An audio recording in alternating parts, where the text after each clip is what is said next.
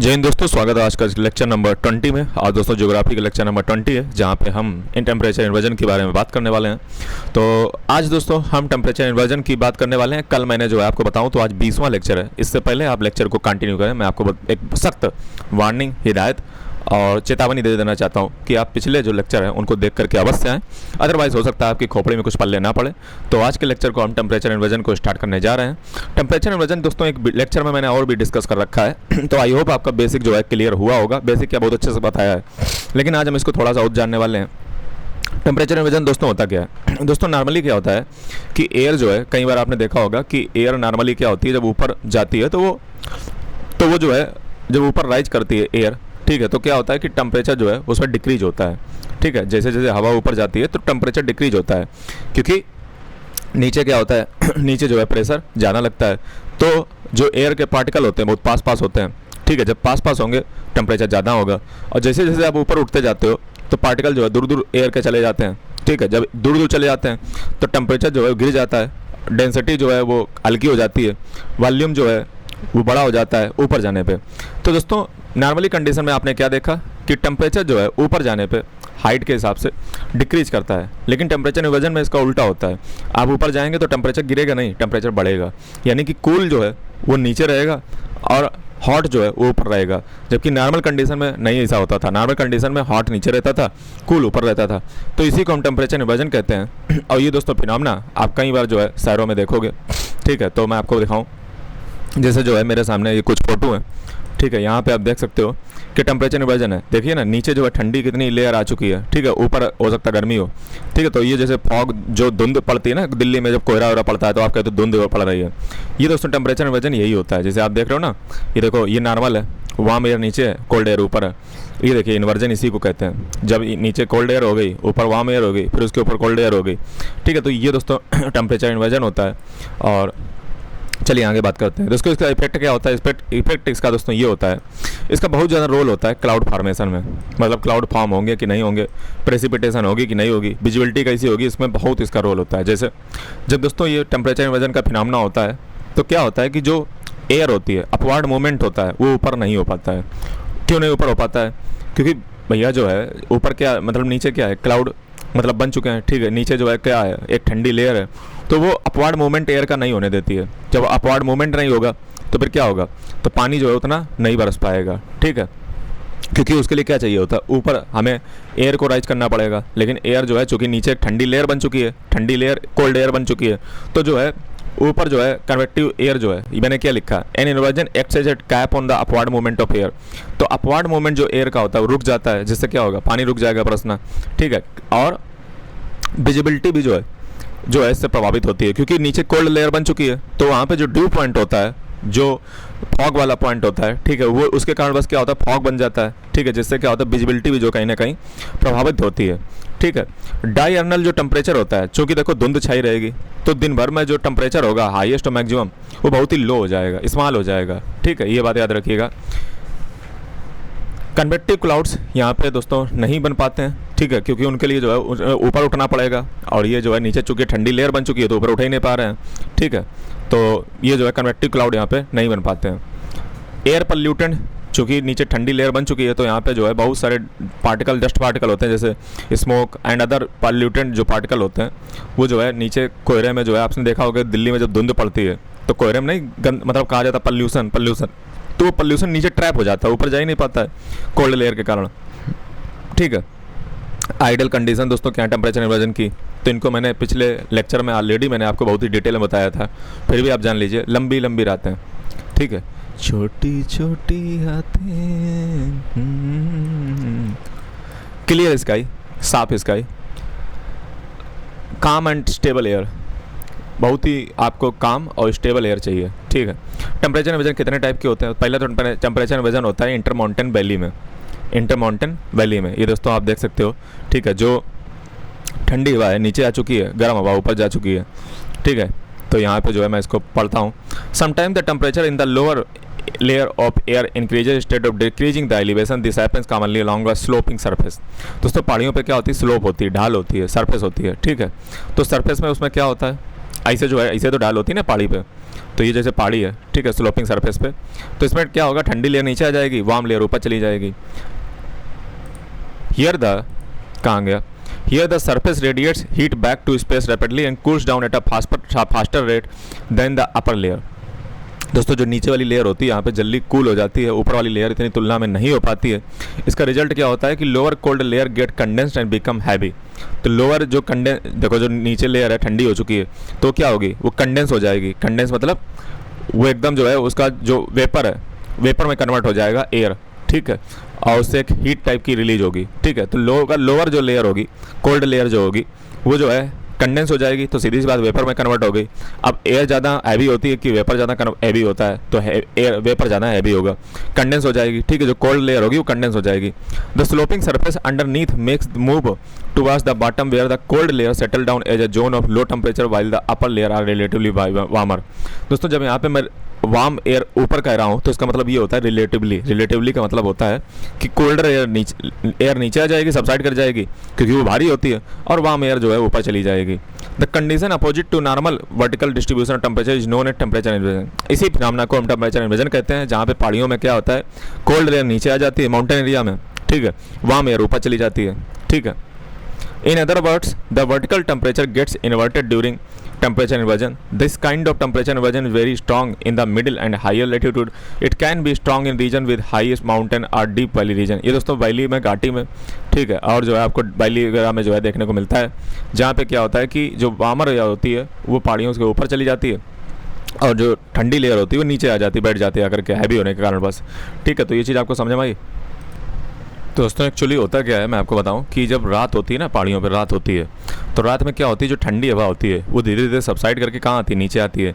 तो यहाँ पे मौजूद जो ऑलरेडी पहले से वार्म एयर होती है, ठीक है, ये वार्म एयर क्या होती है, जब नीचे जो है ये ठंडी एयर आती है, तो ठंडी जो हवा होती है रात में वो सीधी सी बात है कि भारी होगी, तो वो नीचे सबसाइड कर जाती है, बैठ जाती है, और जो वार्म एयर होती है ऊपर चली जाती है, ठीक है। तो इसी प्रकार से दोस्तों टेम्परेचर इन्वर्जन जो है पहाड़ियों पे होता है, ठीक है, जहाँ पे ठंडी हवा रात में नीचे आ जाती है, बैठ जाती है करके, वार्म एयर ऊपर चली जाती है, तो ऐसे ही होता है। और दोस्तों जो ये इस जो ये ऊपर से हवा नीचे आ रही है, इसको दोस्तों हम कैटाबैटिक विंड कहते हैं। कैटाबैटिक विंड, मैं स्पेलिंग लिख देता हूँ। ये जो ठंडी आ रही है ना, कैटाबैटिक विंड, ठीक है, ये बात याद रखिएगा। ये जो पहाड़ियों पे नीचे आ रही ढलान में, कैटाबैटिक ही कहते हैं ना, कैटाबैटिक विंड। हाँ बिल्कुल जो है सही कहते हैं कि ग्रेविटी की वजह से जो भारी ठंडी हवा ढलान के सारे नीचे घाटी की तरफ पानी की तरफ बहती है, इसे कैटाबैटिक विंड कहते हैं, ठीक है। बात हो गई, आगे बढ़ते हैं। ग्राउंड इन्वर्जन दोस्तों क्या होता है, इसको सरफेस टेम्परेचर इन्वर्जन कहते हैं। होता दोस्तों कुछ यूँ है कि एक ग्राउंड इन्वर्जन तब डेवलप होता है जब एयर जो है कूल होती है contact with the colder surface, यानी कि जब कोल्डर सरफेस के कॉन्टैक्ट में कोई एयर आती है तो कोल्ड हो जाती है, ठीक है। और ये ज़्यादातर जो है क्लियर नाइट में ही फिनोमेना होता है, जब इतनी रातें लंबी होती हैं, ठीक है, कोल्ड नाइट होती है, तो क्या होता है कि जो ठंडी हवा जो होती है वो सरफेस के साथ चिपक जाती है, ठीक है। ठंडी सरफेस कोल्ड है तो एयर क्या होती है, सरफेस के साथ जो है चिपक जाती है करके, ठीक है। और ये क्लियर नाइट पे होता है जब ग्राउंड जो है कूल ऑफ हो जाता है रैपिडली बाय रेडिएशन। जब लंबी रातें होती तो क्या होता है, ठीक है, क्लियर जब नाइट होती तो क्या होता है कि ग्राउंड जो है कूल हो जाता है, ठीक है। रेडिएशन जो है सीधी सी बात है निकल चुकी है, तो ग्राउंड की जो सरफेस है वो कैसी हो चुकी है, कूल हो चुकी है, ठीक है। टेम्परेचर जो है उसका बहुत ज़्यादा ड्रॉप हो चुका है, ड्यू पॉइंट के लगभग। तो क्या होता है दोस्तों, एयर जो है वो नीचे आ जाती है और जो है सरफेस के साथ चिपक जाती है, और वहाँ पे फॉग वगैरह जो है डेवलप आपको देखने को मिलता है। ये सब लंबी रातों में ही होता है, जैसे सर्दियों में हो गया, ठीक है। This kind of temperature inversion very common in higher latitude. ऐसा टेम्परेचर इन्वर्जन आपको हायर लैटिट्यूड पे देखने को मिलेगा।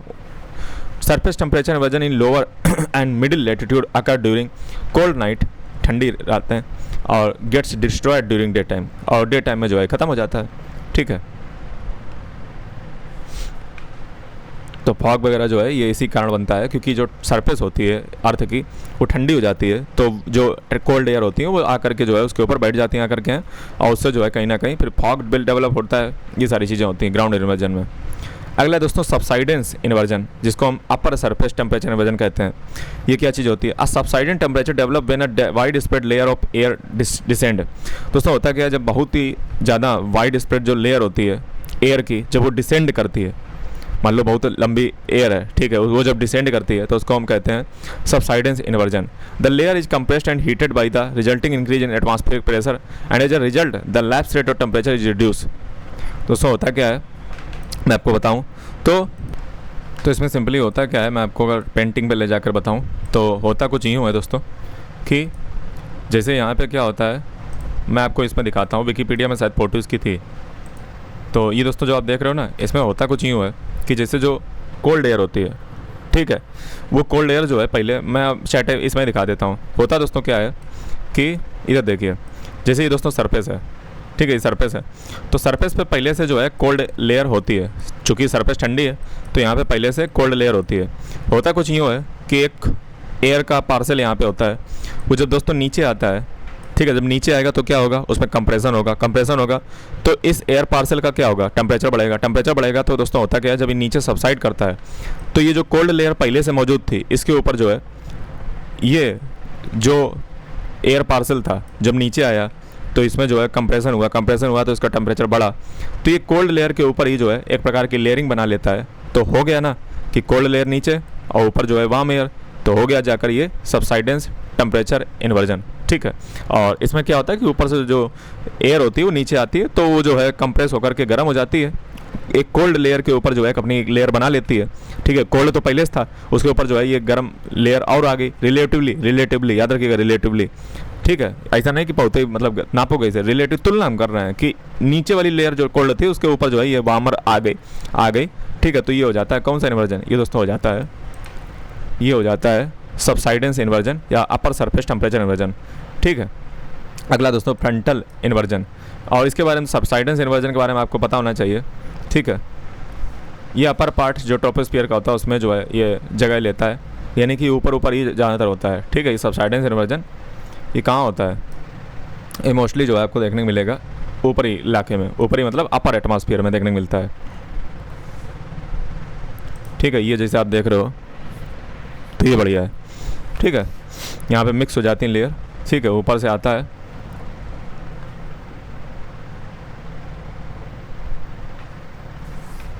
ये होता है दोस्तों सबसाइडेंस इन्वर्जन, अपर ट्रोपोस्फियर में देखने को अक्सर मिलता है,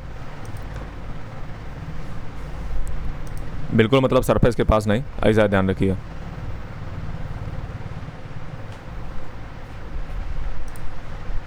ठीक है, तो ये टेम्परेचर इन्वर्जन जो है इसको हम अपर सरफेस टेम्परेचर कहते हैं, क्योंकि ये जो है अपर पार्ट जो एटमॉस्फेयर का होता है उसमें प्लेस ये लेता है। ये नॉर्थन कॉन्टिनेंट विंटर में जो है काफ़ी कॉमन होता है, ड्राई स्पॉट एटमॉस्फेयर होता है over the subtropical ocean. These regions generally have subsiding air because they are located under large high pressure center.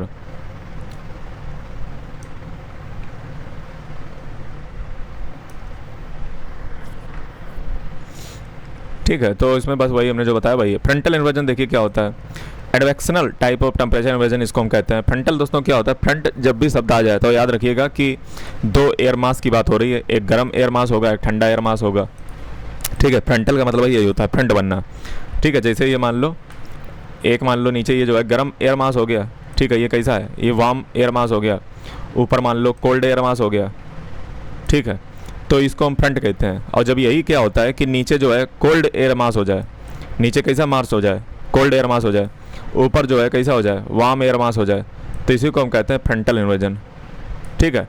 यहाँ पे क्या बन गया, फ्रंट बन गया, मतलब दो एयर मास हैं, एक एयर का मास है कोल्ड का नीचे, ऊपर कैसा है, वार्म एयर मास है, तो इसको हम कहते हैं फ्रंटल इन्वर्जन, ठीक है। हालांकि इसको देख लीजिए, a frontal inversion occurs when a cold air mass undercuts a warm air mass.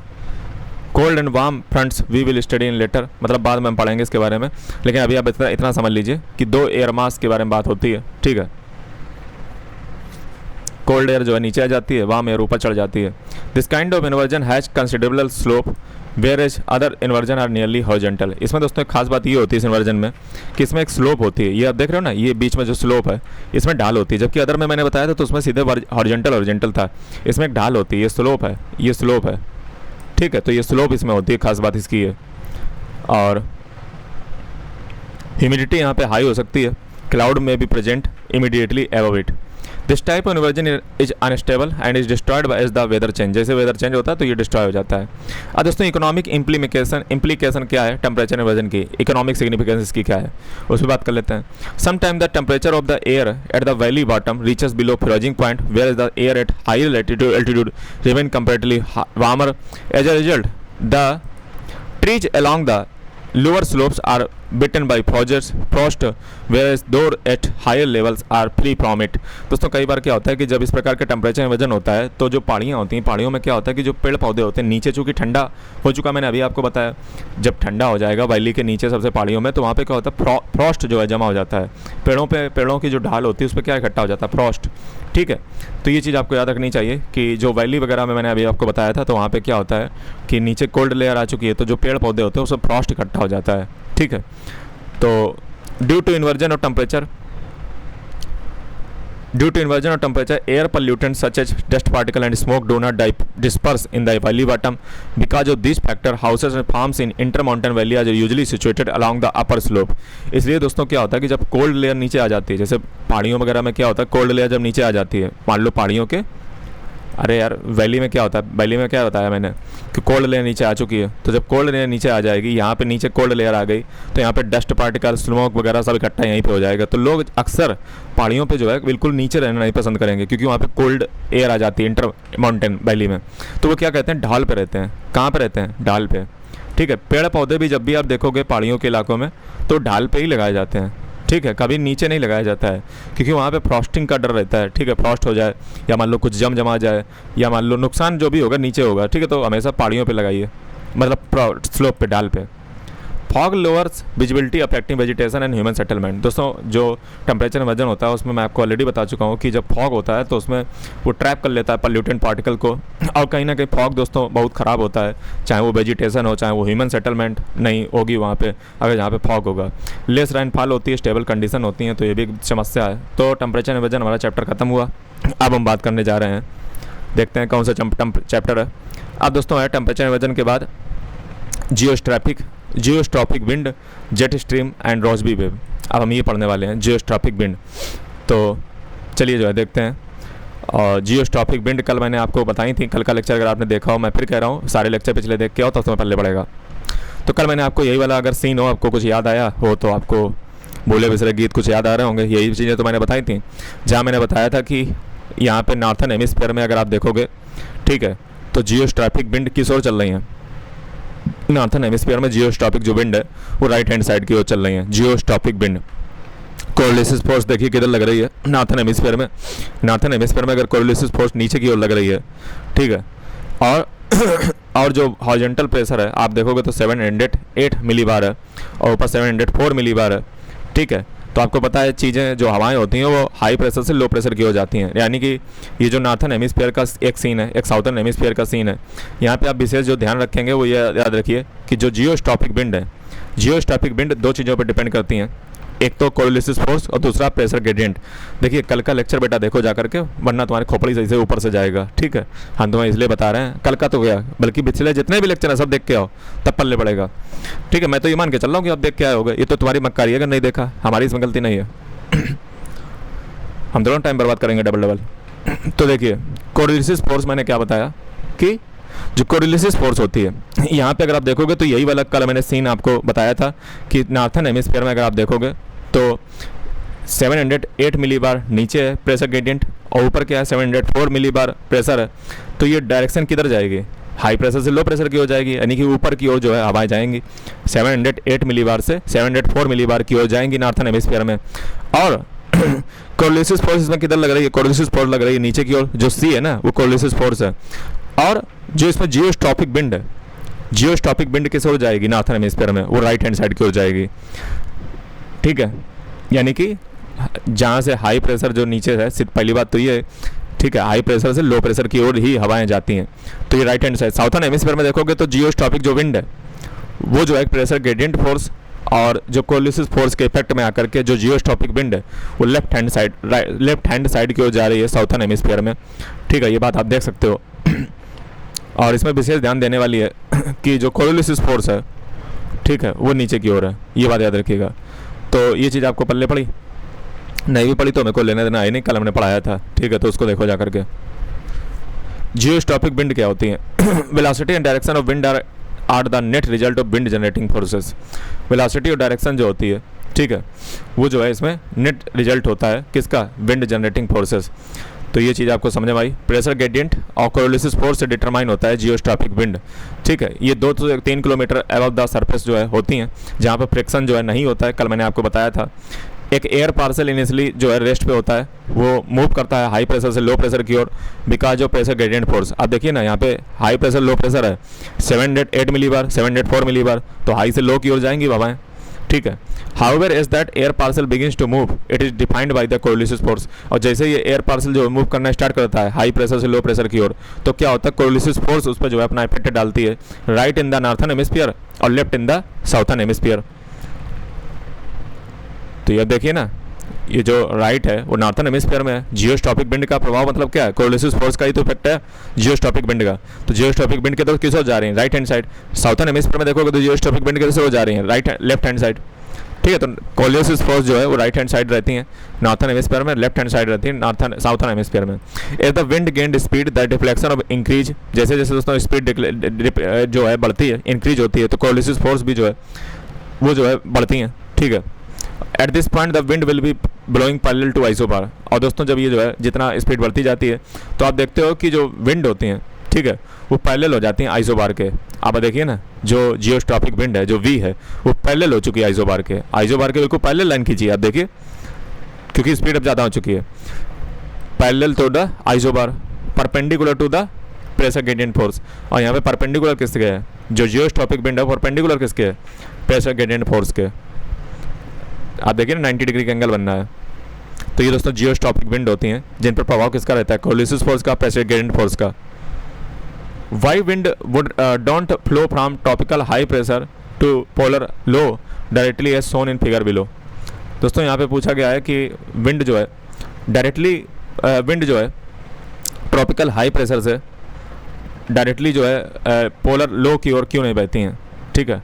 Tropical high pressure से, ठीक है, अपर ट्रोपोस्फीयर में बात हो रही है, ठीक है, अपर ट्रोपोस्फीयर की बात हो रही है, याद रखिएगा, अपर ट्रोपोस्फीयर। ट्रॉपिकल हाई प्रेशर से जो अपर ट्रोपोस्फीयर है, तो लोअर पोलर लो यानी कि अपर ट्रोपोस्फीयर, वहाँ पे भी बात हो रही है। तो ट्रॉपिकल हाई प्रेशर से पोलर लो की ओर डायरेक्टली जो है विंड क्यों जो है बहती नहीं है इन अपर ट्रोपोस्फीयर? तो ये दोस्तों सवाल है। Because this wind are geostrophic. इसका आंसर क्या है? क्योंकि ये विंड कैसी होती हैं?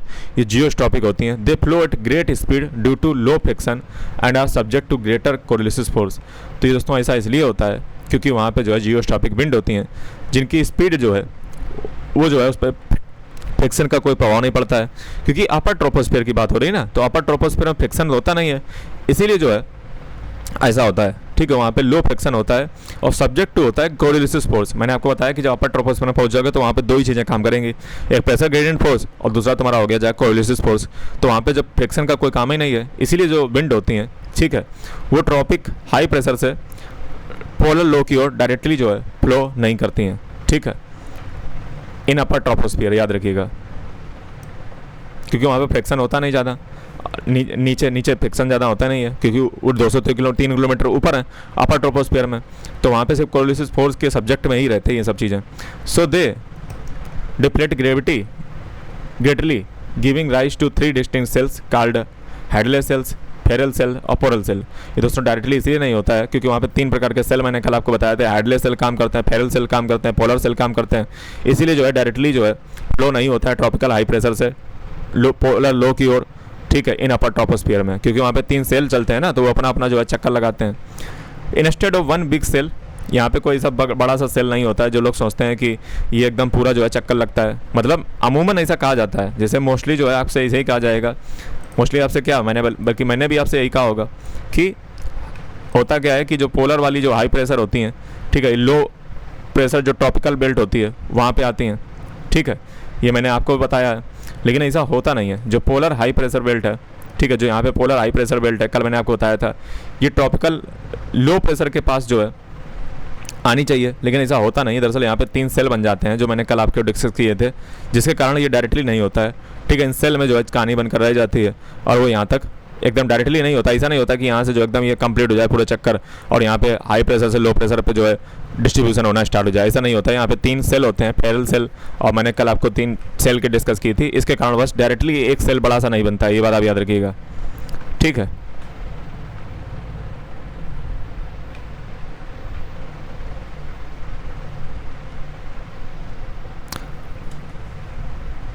जेट स्ट्रीम दोस्तों क्या होती है? जेट स्ट्रीम जो है इनकी अगर हम बात करें तो दोस्तों जेट स्ट्रीम को आपको देखना चाहिए। एक सेकंड इसमें तक मैं पता कर लेता हूँ क्या ये बात जो है सही लिखी है गलत लिखी है। मतलब इसका ये है कि इसको एक बार जो है इसको टेस्ट को वेरीफाई कर लें, ठीक है। तो जेट स्ट्रीम तब तक आप देखिए कहाँ गई जेट स्ट्रीम। ये देखिए जो है जेट स्ट्रीम है हमारे पास। इस दोस्तों बड़ी खतरनाक हवाएं होती हैं जेट स्ट्रीम, ठीक है। आप अगर देखोगे तो धरती के आसपास यही से चलती हैं, ठीक है। आवाज़ बंद कर देते हैं।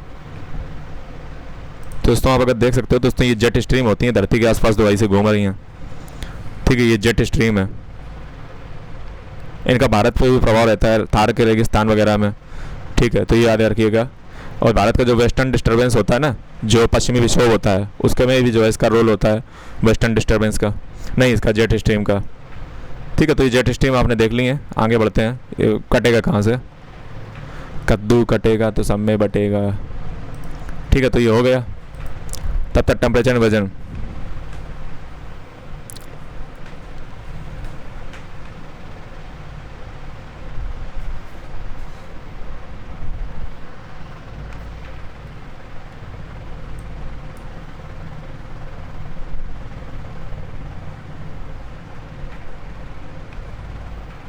ठीक है। तो वही बात है अपर ट्रोपोस्फियर और जो टॉपिक इफेक्ट का मैंने बताया कि अपर ट्रोपोस्फियर में क्या होता है कि फ्रिक्शन ज़्यादा नहीं होता, 203 किलोमीटर के ऊपर जा चुकी होती हैं, ठीक है। और वहाँ पे ऐसा नहीं होता कि एक सेल बड़ा सा हो, बल्कि 3 सेल ब्रेक हो जाते हैं।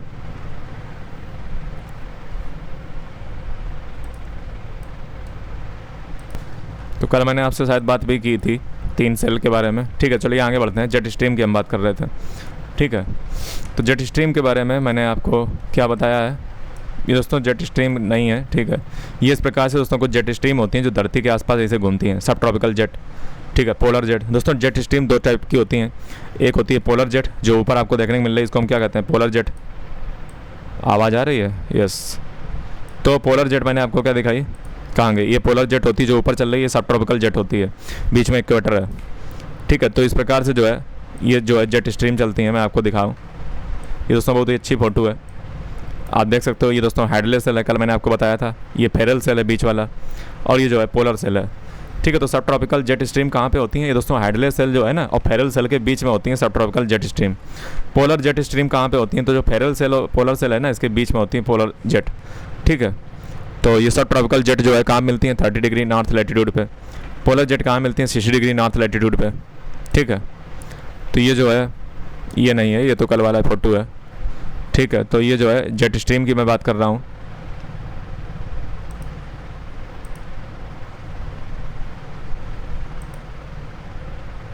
ये क्या है? जुपिटर है। चलो उस फोटो इसको बना कर रखते हैं, फिर जो है आगे काम आएगी। तो ये चीज़ हो गई। अब ये सारी चीज़ें जो हटा देते हैं जो काम की नहीं है, ठीक है। तो चलिए अब आगे बढ़ते हैं। कहाँ गया? जेट स्ट्रीम के बारे में बात करते हैं। सबसे पहले बात कर लेते हैं, ये सरकमपोलर होती हैं। सरकमपोलर का मतलब ये धरती के आसपास जो है घूमती हैं सर्किल में। नैरो होती हैं, कंसेंट्रेट बैंड होते हैं, बहुत ही नैरो होती हैं, बहुत ज़्यादा जो है चौड़ी नहीं होती, नैरो होती हैं, ठीक है। सरकमपोलर हो गई, नैरो हो गई। मीएंडर, ये दोस्तों सांप की तरीके से जो है मीएंडरिंग करती हैं। अगर इनका मैं रूप आपको दिखाएं तो देखो ये मीएंडर कर रही हैं सांप की तरीके से, ठीक है। तो यही मीएंडरिंग होती है। अपर ट्रोपोस्फेरिक होती हैं, यानी कि कहाँ मिलेंगी आपको? अपर ट्रोपोस्फियर में मिलेंगी, ठीक है। अपर ट्रोपोस्फेरिक हाई वेलोसिटी होती है। जियोस्ट्रॉपिक स्ट्रीम होती हैं। ये एक प्रकार की क्या है? जियोस्ट्रॉपिक स्ट्रीम। जियोस्ट्रॉपिक मतलब कोरोलिसिस फोर्स का इफेक्ट रहता है, और जियोस्ट्रॉपिक मैंने आपको ऑलरेडी बता दिया है 50 बार, कल भी बताया था, आज भी बताया। Bounded by low speed wind, and are a part of upper level westerlies. ये जो है बाउंड किसके द्वारा होती हैं, लो लेवल स्पीड विंड के द्वारा बाउंड होती हैं, और ये पार्ट किसका होता है, अपर लेवल जो वेस्टर्लीज होती हैं उसका पार्ट होती हैं। तो सरकमपोलर की बात मैंने कर ली, ये जो है धरती के चारों ओर जो है घूमती हैं सेंटर के आसपास, ठीक है।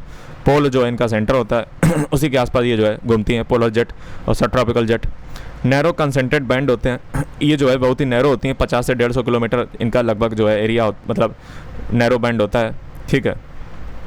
और मेंडरिंग करती हैं ये आप अगर देखोगे तो जो है मेंडरिंग चल रही है, ठीक है। ये क्या है, मेंडरिंग सांप के तरीके से। When the temperature contrast is maximum, just stage flow दोस्तों जब टेम्परेचर कंट्रास्ट मैक्सिमम होता है तो वो जो है स्ट्रेट पाथ में जो है चलती हैं। जब टेम्परेचर कंट्रास्ट बहुत ज़्यादा होता है और जब टेम्परेचर कंट्रास्ट लो हो जाता है, रिड्यूस हो जाता है, टेम्परेचर कंट्रास्ट मतलब टेम्परेचर का जो है डिफरेंस मान लीजिए, ठीक है। तो वो जो है जब ज़्यादा कम हो जाता है तब क्या होता है, तो जो है मेंडरिंग पाथ को जो है फॉलो करने लगती हैं जब टेम्परेचर कंट्रास्ट रिड्यूस हो जाता है, ठीक है। So meandering depend on temperature contrast. ये दोस्तों टेम्परेचर के ग्रेडियंट पे डिपेंड करता है, टेम्परेचर के कंट्रास्ट पे डिपेंड करता है कि इनकी मेंडरिंग कितनी होगी, ठीक है। अब मेंडर इज कॉल्ड पीक और रिज। मेंडर को क्या कहते हैं, पीक कहते हैं या रिज कहते हैं। If it is towards poles and trough if it is towards equator. दोस्तों जब इसकी मेंडर होता है, मेंडर के ऊपर वाले हिस्से को हम कहते हैं पीक या रिज। जैसे मैंने आपको वेब के उसमें बताया था कि ऊपर वाले क्या कहते थे, क्रेस्ट कहते थे, नीचे वाले क्या कहते हैं, ट्रुप कहते थे। तो इसमें जो ऊपर वाला हिस्सा है उसको हमने पीक कह दिया है और रिज कह दिया है जो ऊपर वाला है, और नीचे वाले क्या कह दिया, ट्रुप कह दिया है, इक्वेटर की ओर जो है। रोजबी वेव देख लीजिए क्या होती है रोजबी वेव। मेंडरिंग जो जेट स्ट्रीम होती है उनको हम रोजबी वेव कहते हैं। जो मेंडरिंग जेट स्ट्रीम होती है उनको हम क्या कहते हैं, Rossby wave. Rossby wave are natural phenomena in the atmosphere and ocean due to rotation of अर्थ।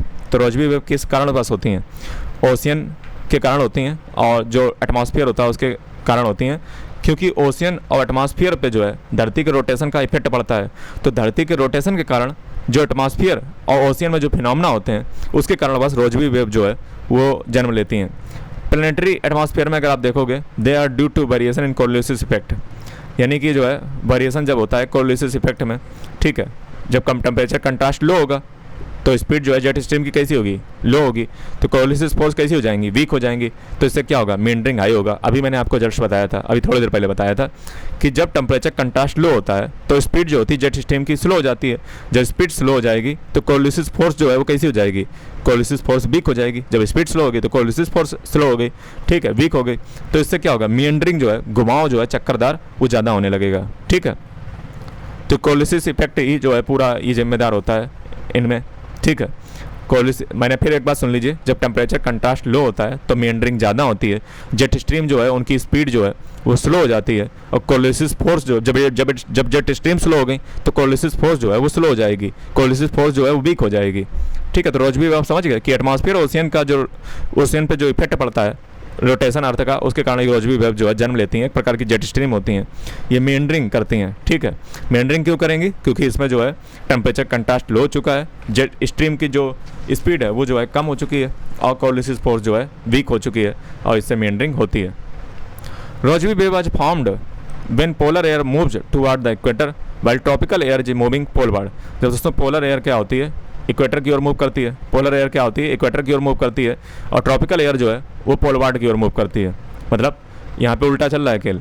जब रोजबी वेव कब होती हैं, जब पोलर एयर जो होती है, जो पोल की एयर होती है वो इक्वेटर की ओर मूव करती है, और जो ट्रॉपिकल एयर होती है ये पोलवार्ड की ओर मूव करती है, तब रोजबी वेव जन्म लेती है। The existence of these wave explain the low pressure cyclone and high pressure cyclone cell, ठीक है। तो ये लो प्रेशर सेल और हाई प्रेशर सेल को जो है दर्शाती हैं, जैसे साइक्लोन और anti cyclone. Low pressure cell का मतलब होता है साइक्लोन, और हाई प्रेशर सेल को कहते हैं एंटी साइक्लोन, ठीक है। तो ये वेव से आप समझ सकोगे साइक्लोन एंटी साइक्लोन जब इसकी बात होगी। ये दोस्तों अपर ट्रोपोस्फेरिक होती हैं। मैंने आपको क्या बताया, ये अपर ट्रोपोस्फेरिक होती हैं, यानी कि ये जो है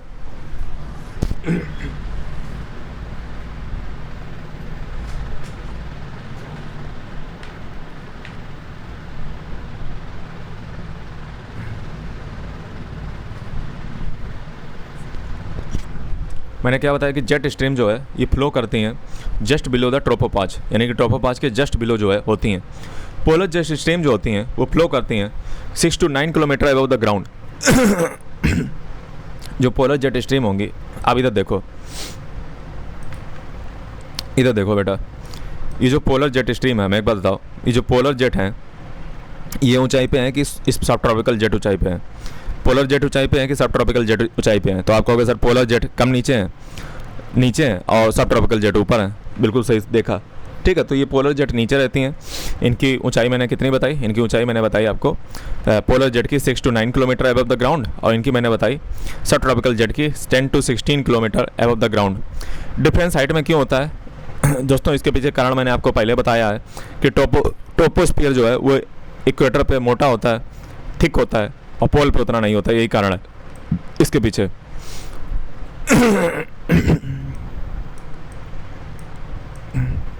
आगे बढ़ते हैं। आगे जो है मैं जब बढ़ता हूँ तो यहाँ पे मैं आपको बता दूँ क्या इनकी हाई वेलोसिटी होती है। आप देखिए इनकी हाई वेलोसिटी होती है। जैसे ये देखो कोई जेट स्ट्रीम है, इसके अंदर देखो कितनी वेलोसिटी बढ़ती जाती है और बाहर कितनी कम है। मतलब अंदर जो है और ख़तरनाक होती हैं। अंदर 140 माइल पर आवर है और बाहर कितनी है? 80 माइल पर आवर। ठीक है, तो जेट स्ट्रीम जो है pressure gradient increase with altitude and creates high velocity winds at higher altitude. दोस्तों अक्सर आपने देखा होगा कि प्रेशर ग्रेडियंट जो होता है, जो प्रेशर ग्रेडियंट होता है वो हाई एल्टीट्यूड पे घट जाता है। आप कहोगे सर हाई एल्टीट्यूड पे प्रेशर ग्रेडियंट जो है वो क्यों जो है, मतलब हाई एल्टीट्यूड पे जो प्रेशर ग्रेडियंट होता है वो क्यों घटता है? देखिए होता क्या है दोस्तों कि प्रेशर कहाँ रहता है ज़्यादा? हमें एक बात बताओ, प्रेशर ग्रेडियंट नीचे रहता है ज़्यादा, ये आपको भी पता है। प्रेशर ज़्यादा कहाँ पर रहता है? नीचे रहता है। प्रेशर कम कहाँ हो जाता है? ऊपर हो जाता है। तो हमें एक बात बताओ, तो वर्टिकल जो अपलिफ्टमेंट होगा, नीचे हाई प्रेशर है, ऊपर लो प्रेशर है, यही तो रहता है पूरी दुनिया में। तो विंड किधर चलेंगे? तो विंड जो है नीचे से ऊपर की ओर चलेंगी, हाई से लो की ओर। ठीक है, तो pressure gradient increase with altitude. तो प्रेशर ग्रेडियंट जो है इंक्रीज करता है एल्टीट्यूड के हिसाब से। इंक्रीज का मतलब नीचे हाई वो है एयर हाई प्रेशर है और ऊपर लो प्रेशर है। ठीक है, तो वेलोसिटी विंड जो है हाई एल्टीट्यूड पे बहुत तेज़ी से चलती हैं, हाई वेलोसिटी बनाती हुई, क्योंकि प्रेशर ग्रेडियंट जो है वो इंक्रीज करता है with altitude. The friction in upper atmosphere is quite low. Friction वहाँ पे ज़्यादा होता नहीं है, लेस डेंस एयर होती है, इसलिए जेट स्ट्रीम जो है ग्रेट वेलोसिटी पे जो है फ्लो करती हैं। टेम्परेचर जो है आल्सो इन्फ्लुएंस करता है वेलोसिटी जेट स्ट्रीम की। The greater the difference in the air temperature, जितना जो है टेम्परेचर में जो है डिफरेंस होगा उतनी फास्ट जो है जेट स्ट्रीम चलेंगी। मैंने क्या बताया, टेम्परेचर कंट्रास्ट जितना लो होगा उतनी तेज़ जो है जेट स्ट्रीम चलेंगी। जिनकी स्पीड जो है मैं आपको बताऊँ तो 250 माइल्स पर आवर से या इससे ज़्यादा हो सकती है, लेकिन एवरेज जो इनकी स्पीड रहती है 110 miles per hour. Jet stream have an average velocity of 120 kilometre per hour in winter. Winter में जो इनकी स्पीड ज़्यादा होती है, और 50 किलोमीटर पर आवर जो है इनकी स्पीड होती है समर में। ठीक है, अब दोस्तों जियोस्टॉपिक विंड की बात कर लें तो जियोस्टॉपिक विंड जो है मैं आपको ऑलरेडी बता चुका हूँ, ये नतीजा होती है प्रेशर ग्रेडियंट फोर्स की। ठीक है, प्रेशर ग्रेडियंट का मतलब हाई से लो प्रेशर की ओर हवाएं चलती हैं, और कोरलिसिस फोर्स की नतीजा होती हैं जियोस्टॉपिक जो विंड होती हैं, स्ट्रीम होती हैं। डायरेक्शन ऑफ जेट स्ट्रीम जो है वो परपेंडिकुलर होती है प्रेशर ग्रेडियंट फोर्स के। याद रखिएगा, जो जेट स्ट्रीम होती हैं प्रेशर ग्रेडियंट फोर्स के परपेंडिकुलर होती हैं। Bounded by low speed wind. The wind surrounded jet stream are of comparatively low velocity. जो जेट स्ट्रीम के आसपास वाली विंड होती हैं वो कैसी होती हैं? लो वेलोसिटी की होती हैं, उतनी ज़्यादा वेलोसिटी उनकी होती नहीं है। Are a part of upper level westerlies. क्या ये जो है जेट स्ट्रीम जो होती हैं अपर लेवल वेस्टर्लीज का पार्ट होती हैं? जेट स्ट्रीम आज produce due to wind flowing from tropics towards poles. दोस्तों जेट स्ट्रीम जो प्रोड्यूस होती हैं वो किस कारण प्रोड्यूस होती हैं? जो विंड हवाएं बह रही हैं ट्रॉपिक से पोल्स की ओर, उनसे जो है जेट स्ट्रीम पैदा होती हैं। In polar jet stream wind flows from temperate region towards pole region. दोस्तों पोलर जो जेट स्ट्रीम होती हैं, पोलर जेट स्ट्रीम में क्या हो रहा है कि हवाएं किधर बह रही हैं? टेम्परेट रीजन से पोलर की ओर बह रही हैं। आप देखिए ना, ये पोलर सेल को देखिए, पोलर सेल को देखो, हवाएं कहाँ जा रही हैं? टेम्परेट रीजन से किधर जा रही हैं? पोल की ओर जा रही हैं। ठीक है,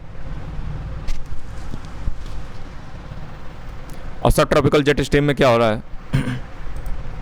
सब ट्रॉपिकल में देखो, सब ट्रॉपिकल में क्या हो रहा है कि सब ट्रॉपिकल रीजन से जो हवाएं हैं वो किधर जा रही हैं? टेम्परेट की ओर जा रही हैं, तो सब ट्रॉपिकल जेट स्ट्रीम बन रही हैं। ठीक है, तो ये चीज़ आपको पल्ले पड़ी। Anything moving from tropics toward pole deflect towards their right in the northern hemisphere. आपको पता है कि कोई भी चीज़ नॉर्थन हेमिस्फीयर में होगी, कोरलिसिस फोर्स के इफेक्ट में आकर के वो किधर मूव कर जाती है? नॉर्थन हेमिस्फीयर में, राइट की ओर। साउथर्न हेमिस्फीयर में लेफ्ट की ओर, कोरलिसिस इफेक्ट के कारण। इसलिए जो जेट स्ट्रीम होती हैं वो जो है वेस्ट से ईस्ट जो है नहीं, वेस्ट से ईस्ट जो है दोनों हेमिस्फीयर में मूव करती हैं। वेस्ट से ईस्ट क्यों मूव करती हैं भाई? अर्थ भी उसी की दिशा में मूव करती है। तो जो मैंने आपको क्या बताया, कोलिसिस फोर्स नॉर्थन हेमिस्फीयर में राइट की ओर लगती है, साउथर्न हेमिस्फीयर में कोलिसिस फोर्स किसकी ओर लगती है? लेफ्ट की ओर, ठीक है। तो right in northern hemisphere and towards there left in southern hemisphere due to Coriolis effect. इसी कारण क्या होता है दोस्तों, अर्थ मैं आपको बताऊं तो अर्थ भी वेस्ट से ईस्ट की ओर मूव करती है। तो जेट स्ट्रीम की डायरेक्शन जो होती है वो दोस्तों वेस्ट से ईस्ट की ओर होती है। और हमें एक बात बताओ यार, कल हमने तुम्हें बताई थी, प्रेशर बेल्ट अगर आप देखोगे तो प्रेशर बेल्ट में जो वेस्टर्लीज थी वो किधर मूव करती थी, हमें तुम बताओ। प्रेशर बेल्ट जो थी, प्रेशर बेल्ट मिल जा, मान लो ये प्रेशर बेल्ट थी, ठीक है। तो इसमें वेस्टर्लीज को ज़रा देखो, वेस्टर्लीज किधर जा रही हैं? वेस्टर्लीज अगर आप ध्यान से देखोगे तो ये ईस्ट की ओर जा रही हैं।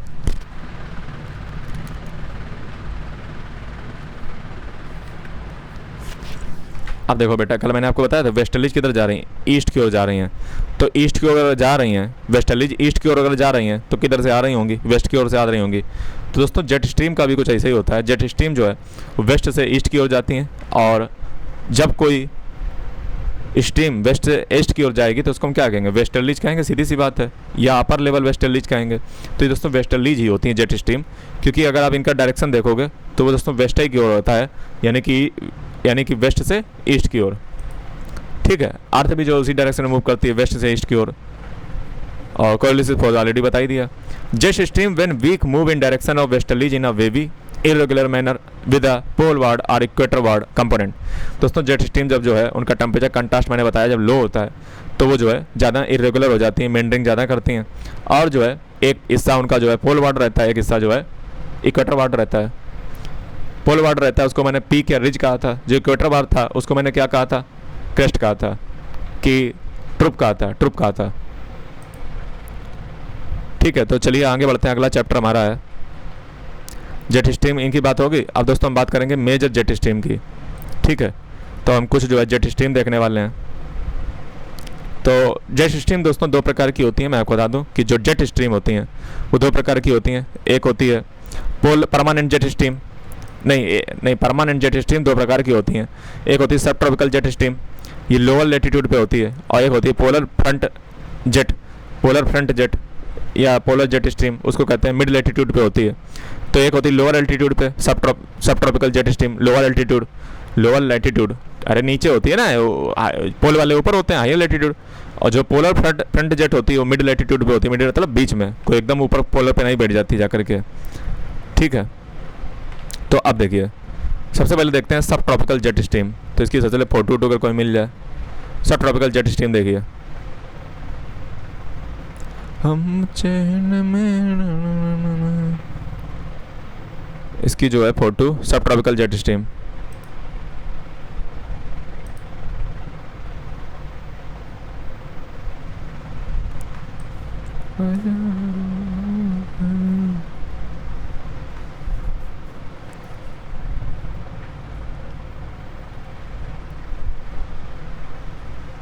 ये जो है अगर आप देख रहे हो, अभी तो फोटो आई थी, कहाँ गई? ये थी आई थिंक, कहाँ चली जाती?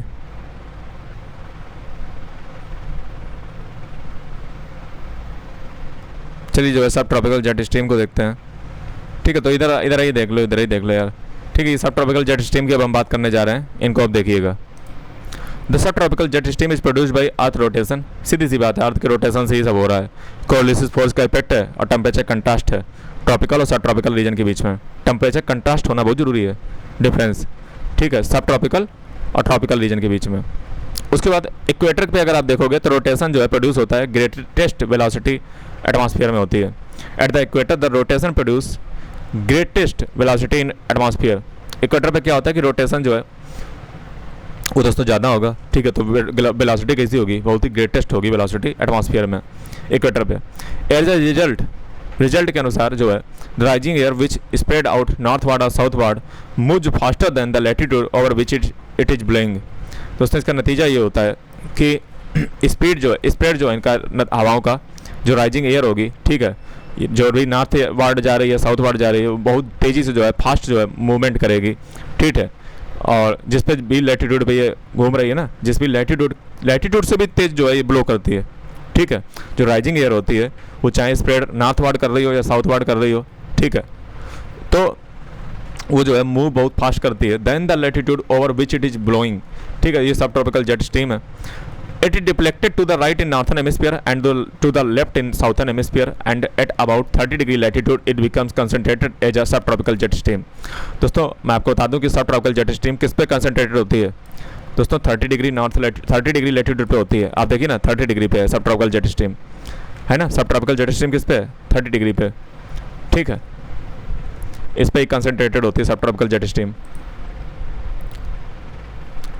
और नॉर्थन हेमिस्फीयर में राइट की ओर जाती है, साउथर्न हेमिस्फीयर में किधर जाती है, लेफ्ट की ओर।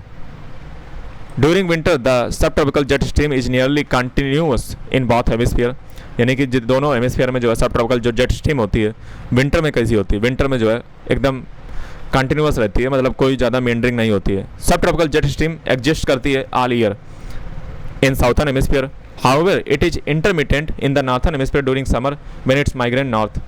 दोस्तों जो साउथर्न हेमिस्फीयर है उसमें मैंने आपको ऑलरेडी बताया कि वहाँ पे समुंदर ज़्यादा है साउथर्न हेमिस्फीयर में, तो वहाँ पे तो ये ऑल ईयर रहती है, ठीक है, साउथर्न हेमिस्फीयर में सब ट्रॉपिकल जेट स्ट्रीम, ठीक है। और लेकिन नॉर्थर्न हेमिस्फीयर में क्या होता है कि समर के दौरान ये माइग्रेट कर जाती है नॉर्थ की ओर, थोड़ा सा नॉर्थ की ओर ये माइग्रेट कर जाती है नॉर्थर्न हेमिस्फीयर में जो सब ट्रॉपिकल जेट स्ट्रीम होती है। लेकिन इतना तय है कि दोनों ही जो है कंटिन्यूअस रहती हैं ऑल ओवर द ईयर, ठीक है। कंटिन्यूअस क्यों रहती हैं ऑल ओवर द ईयर, क्योंकि भैया बात कहाँ हो रही है, सब ट्रॉपिकल की बात हो रही है। सब ट्रॉपिकल में ज़्यादा वेरिएशन नहीं होता है। अरे मैंने जब आपको डायगोनल वगैरह जब कुछ पढ़ाया था तो मैंने आपको बताया था कि जितना आप पोल की ओर जाते रहोगे उतना ही एंगल ज़्यादा बनता जाएगा, स्लैंट एंगल, ठीक है। तो यहाँ पे जो है कंटिन्यूअस रहती हैं जो सब ट्रॉपिकल हैं, ठीक है। इसमें क्योंकि वेरिएशन नहीं होता ना टेम्परेचर का ज़्यादा, तो इसलिए जो है कंटिन्यूअस रहती हैं बहुत हेमिस्फीयर में, ज़्यादा टेम्परेचर कंट्रास्ट होता नहीं है, ठीक है। सब ट्रॉपिकल जेट स्ट्रीम जो है ऑल ईयर रहती हैं। बस थोड़ा सा ये है कि जब समर आती है, गर्मी आती है, तो नॉर्थन हेमिस्फीयर में टेम्परेचर चूँकि बढ़ेगा थोड़ा सा, तो ये नॉर्थ की ओर शिफ्ट हो जाती हैं सब ट्रॉपिकल जेट स्ट्रीम, जबकि साउथर्न हेमिस्फीयर में वही रहती है, ठीक है। सब ट्रॉपिकल जेट स्ट्रीम दोस्तों ये पूरी साल भर रहती हैं, कंटिन्यूअस होती है दोनों हेमिस्फीयर में, क्योंकि टेम्परेचर कंट्रास्ट बहुत गहरा नहीं होता है, ठीक है। आपको भी पता है, हमें भी पता है, क्योंकि सब ट्रॉपिकल की बात हो रही है। जितना आप पोल की ओर जाते रहोगे उतना ही जो है वो गड़बड़ होता जाएगा मामला। Subtropical jet stream can be temporarily displaced when strong mid latitude troughs extend to subtropical latitude. When these displacement occur, the subtropical jet stream can merge with polar front jet related to cloud burst we will study in Indian monsoon। दोस्तों क्या होता है कि कई बार क्या होता है कि सबट्रॉपिकल जेट स्ट्रीम जो होती हैं, ठीक है, कई बार क्या होती हैं इतनी जो है डिस्प्लेस हो जाती हैं टेम्परेरी रूप से कि ये पोलर फ्रंट से जो है मिक्स कर सकते हैं। पोलर फ्रंट मैंने आपसे क्या बताया था, ये वाला, ये जो पोलर जेट है ना, हो सकता है पोलर फ्रंट से मिक्स कर जाएं, ठीक है। तो ऐसा बहुत कम ही होता है, ठीक है। ये आपको बाद में पढ़ाऊंगा जब इंडियन मानसून पढ़ाएंगे, ठीक है। तो कई बार ऐसा भी होता है कि सब ट्रॉपिकल मिड लैटिट्यूड में आ जाती हैं। पोलर जेट कहाँ होती है, मिड लैटिट्यूड में होती हैं, ठीक है। तो क्लाउड बर्स्ट वगैरह फिनोमेना पे देखने को मिलते हैं। STJ सब ट्रॉपिकल जेट स्ट्रीम जो होती हैं वो क्लोजली कनेक्टेड होती हैं इंडियन और अफ्रीकन समर मानसून से, ठीक है। इंडिया और अफ्रीका में जो समर मानसून होता है ना, वो सब ट्रॉपिकल जेट स्ट्रीम से ही कनेक्ट होता है। इसको हम इंडियन मानसून में पढ़ाएंगे, ठीक है। तो चलिए आगे बढ़ते हैं। तो सब ट्रॉपिकल जेट स्ट्रीम की बात चल रही थी दोस्तों, मैंने आपको बताया था। पोलर फ्रंट जेट की बात कर लेते हैं। पोलर फ्रंट जेट ये जो है टेम्परेचर डिफरेंस के कारण क्रिएट होता है, सब कम टेम्परेचर डिफरेंसेज हो रहा है, and is closely related to the polar front. More about front later. It has a more variable position. इसमें दोस्तों जो है वेरिएबल पोजीशन ज़्यादा होती है देन सब ट्रॉपिकल जेट के। क्यों होती है ज़्यादा वेरिएबल, क्यों होगा दोस्तों? मैं आपको ऑलरेडी बता चुका हूँ कि सबसे कम वेरिएबिलिटी ट्रॉपिकल की ओर देखने को मिलती है। जैसे मैंने सब ट्रॉपिकल जेट स्ट्रीम बताई, जितना आप पोल की ओर जाते जाओगे वेरिएबिलिटी बढ़ती जाएगी, ठीक है। तो ये वेरिएबल पोजीशन इसमें ज़्यादा होती है सब ट्रॉपिकल की तुलना में। समर में जो है इसकी पोजीशन शिफ्ट हो जाती है toward the pole, and winter में जो है ये इक्वेटर की ओर थोड़ा सा भाग आती हैं। आप समझ रहे होगे मैं क्या कहना चाह रहा हूँ। समर में जो है ये विंटर पोल की ओर क्यों भागी, समर में पोल की ओर जो है क्यों भाग रही हैं, और विंटर में जो है इक्वेटर की ओर क्यों भाग रहे हैं, आप मैं कमेंट करके बताओ। Jet is strong and continue in winter. Jet जो है स्ट्रॉन्ग कब होती हैं, विंटर में, और कंटिन्यू कब होती हैं, विंटर में। It is greatly influence climate of region lying close to the to 60 degree latitude. 60 degree latitude में जो क्लाइमेट होता है उसको जो है कहीं ना कहीं इन्फ्लुएंस करती हैं। ये डिटरमाइन करती हैं path and speed and intensity of temperate cyclone. जो टेम्परेट साइक्लोन होती हैं उनकी पाथ क्या होगा, स्पीड क्या होगी, इंटेंसिटी क्या होगी, क्योंकि खुद उसी में ना, तो इसकी साइक्लोन वगैरह से इसका तात्पर्य होता है। टेम्परेरी जेट स्ट्रीम देख लो। While the polar and subtropical jet stream are best known and most studied, other jet stream भी होती हैं जो विंड स्पीड होती हैं, ये 94 किलोमीटर पर आवर जो है स्पीड से अपर एटमॉस्फेयर में आपको देखने को मिलती है। ठीक है, तो ये दोस्तों टेम्परेरी जेट स्ट्रीम होती हैं जो कई बार जो है विंड देखने को मिलती हैं। जैसे इसमें कुछ एग्जांपल हैं, सोमाली जेट, ठीक है, और अफ्रीकन ईस्टर्ली जेट। तो ये दोस्तों टेम्परेरी होती हैं जेट स्ट्रीम। ठीक है, इनको जो है स्टडी नहीं किया जाता है। जैसे ट्रॉपिकल ईस्टर्ली जेट की बात कर लें या अफ्रीकन ईस्टर्ली जेट की बात कर लो, ट्रॉपिकल ईस्टर्ली जेट या अफ्रीकन ईस्टर्ली जेट, इसको मैं जूम कर देता हूँ।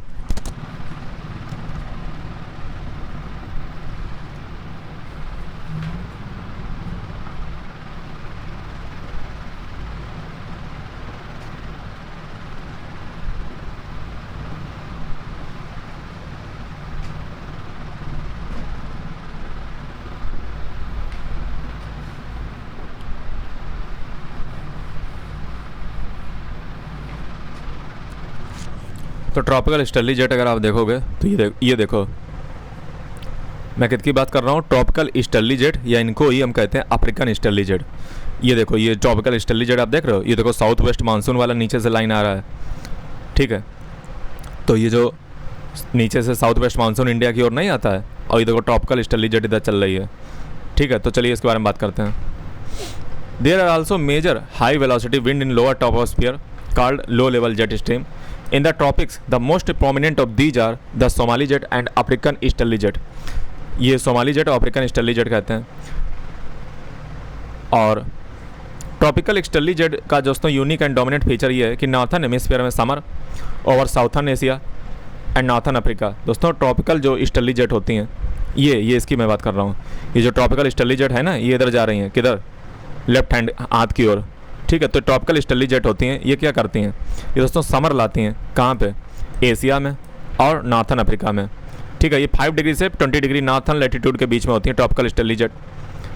It is Fairlie persistent in its position, direction and intensity from June through the beginning of October. ठीक है, कब होती हैं, जून से जो है और बिगिनिंग अक्टूबर जब तक की होती है तब तक जो है ये अच्छे से रहती हैं। During the South Asian summer monsoon, the tropical easterly jet induces secondary circulation that enhance convection over South India and nearby ocean. दोस्तों जब ये विंड चलती है ना तो कन्वेक्शन को ही बढ़ाती हैं। कहाँ पे, साउथ इंडिया में, जो समुद्र के पास वाला इलाका है वहाँ पे कन्वेक्शन को ही बढ़ाती हैं tropical easterly jet. The establishment and maintenance of tropical easterly jet is not fully understood, but it is believed that the jet may be caused by the uniquely high temperature and height over the Tibetan plateau during summer. दोस्तों Tibetan plateau के ऊपर जो आपको high temperature देखने को मिलता है, जिससे साउथ वेस्ट जो हमारा मानसून होता है उठ करके दक्षिण भारत से अरब सागर से कहाँ आता है, इंडिया की ओर।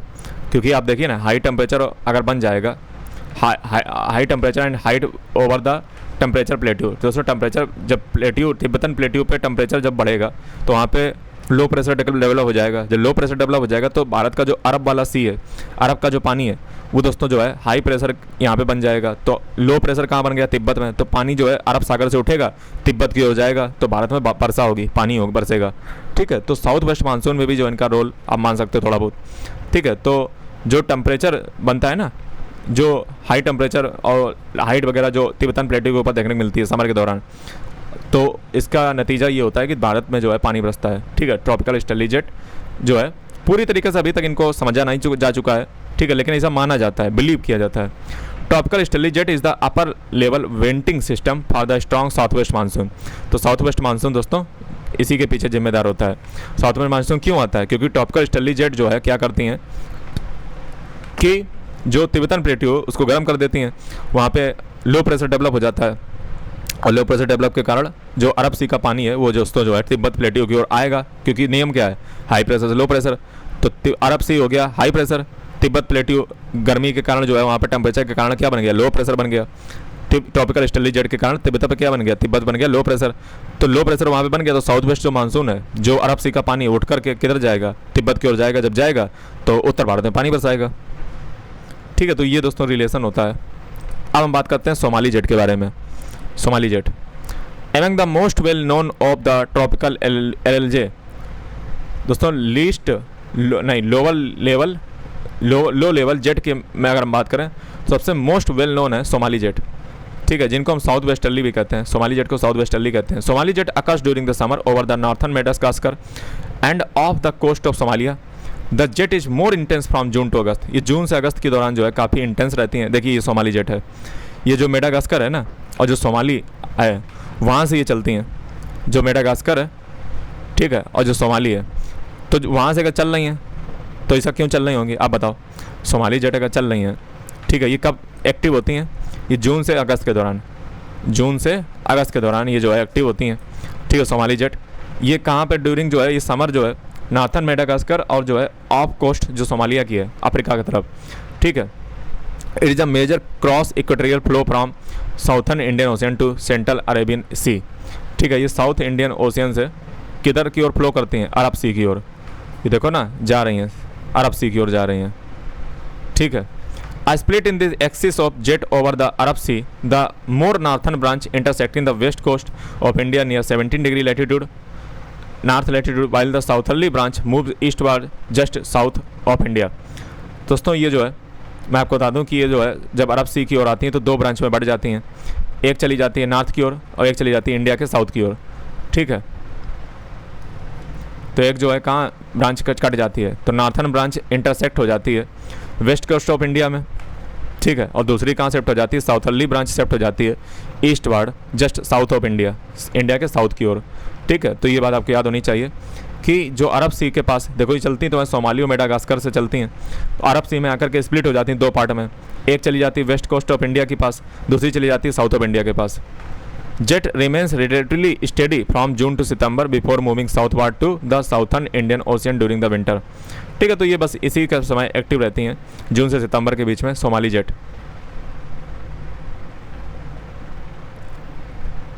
दोस्तों इन्फ्लुएंस क्या होता है जेट स्ट्रीम का या ऑन वेदर पे क्या इन्फ्लुएंस होता है?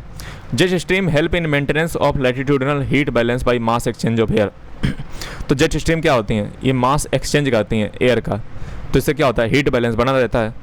मैंने क्या बताया इसमें पूरा खेल ही हीट ही का है। जब तक टेम्परेचर कंट्रास्ट होगा नहीं जेट स्ट्रीम आएंगी नहीं, तो ये पूरा खेल ही टेम्परेचर का हीट एक्सचेंज का काम करती है। मास एक्सचेंज हीट बैलेंस करती है, मास एक्सचेंज ऑफ एयर, यानी कि जब एयर का एक्सचेंज होता है तो हीट बैलेंस हो जाती है।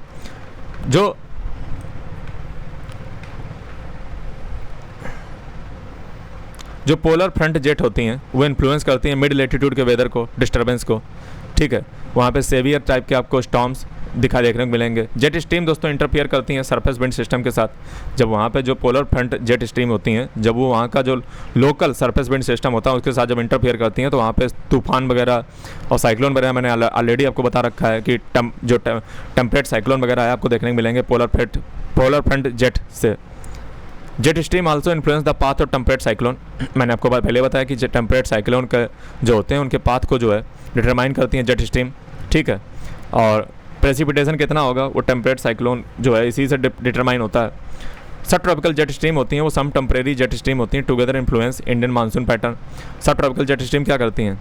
ये जो है इंडियन मानसून के पैटर्न को जो है इन्फ्लुएंस करती हैं, और इसके बारे में इंडियन मानसून में पढ़ेंगे। सब ट्रॉपिकल जेट स्ट्रीम जैसे अभी मैंने आपको ईस्टर्न ट्रॉपिकल जेट के बारे में कुछ बताया था, ठीक है, जो मैंने आपको क्या कौन सी ऊपर थी ट्रॉपिकल स्टेली जेट के बारे में बताया था, वो भी मानसून को इन्फ्लुएंस कर रही थी। इसी प्रकार की जो सब ट्रॉपिकल जेट स्ट्रीम होती है वो भी कहीं ना कहीं इंडिया के मानसून को जो है उसको इन्फ्लुएंस करती है। Jet stream also exercise an influence on movement of air masses which में काज प्रोलॉन्ग ड्रॉट और फ्लड कंडीशन। दोस्तों जेट स्ट्रीम जो होती हैं चूँकि इन्फ्लुएंस करती हैं जो मूवमेंट होता है एयर मास का, तो इसलिए जो है ड्रॉट सूखा या फ्लड कंडीशन देखने को मिल सकती है, ठीक है।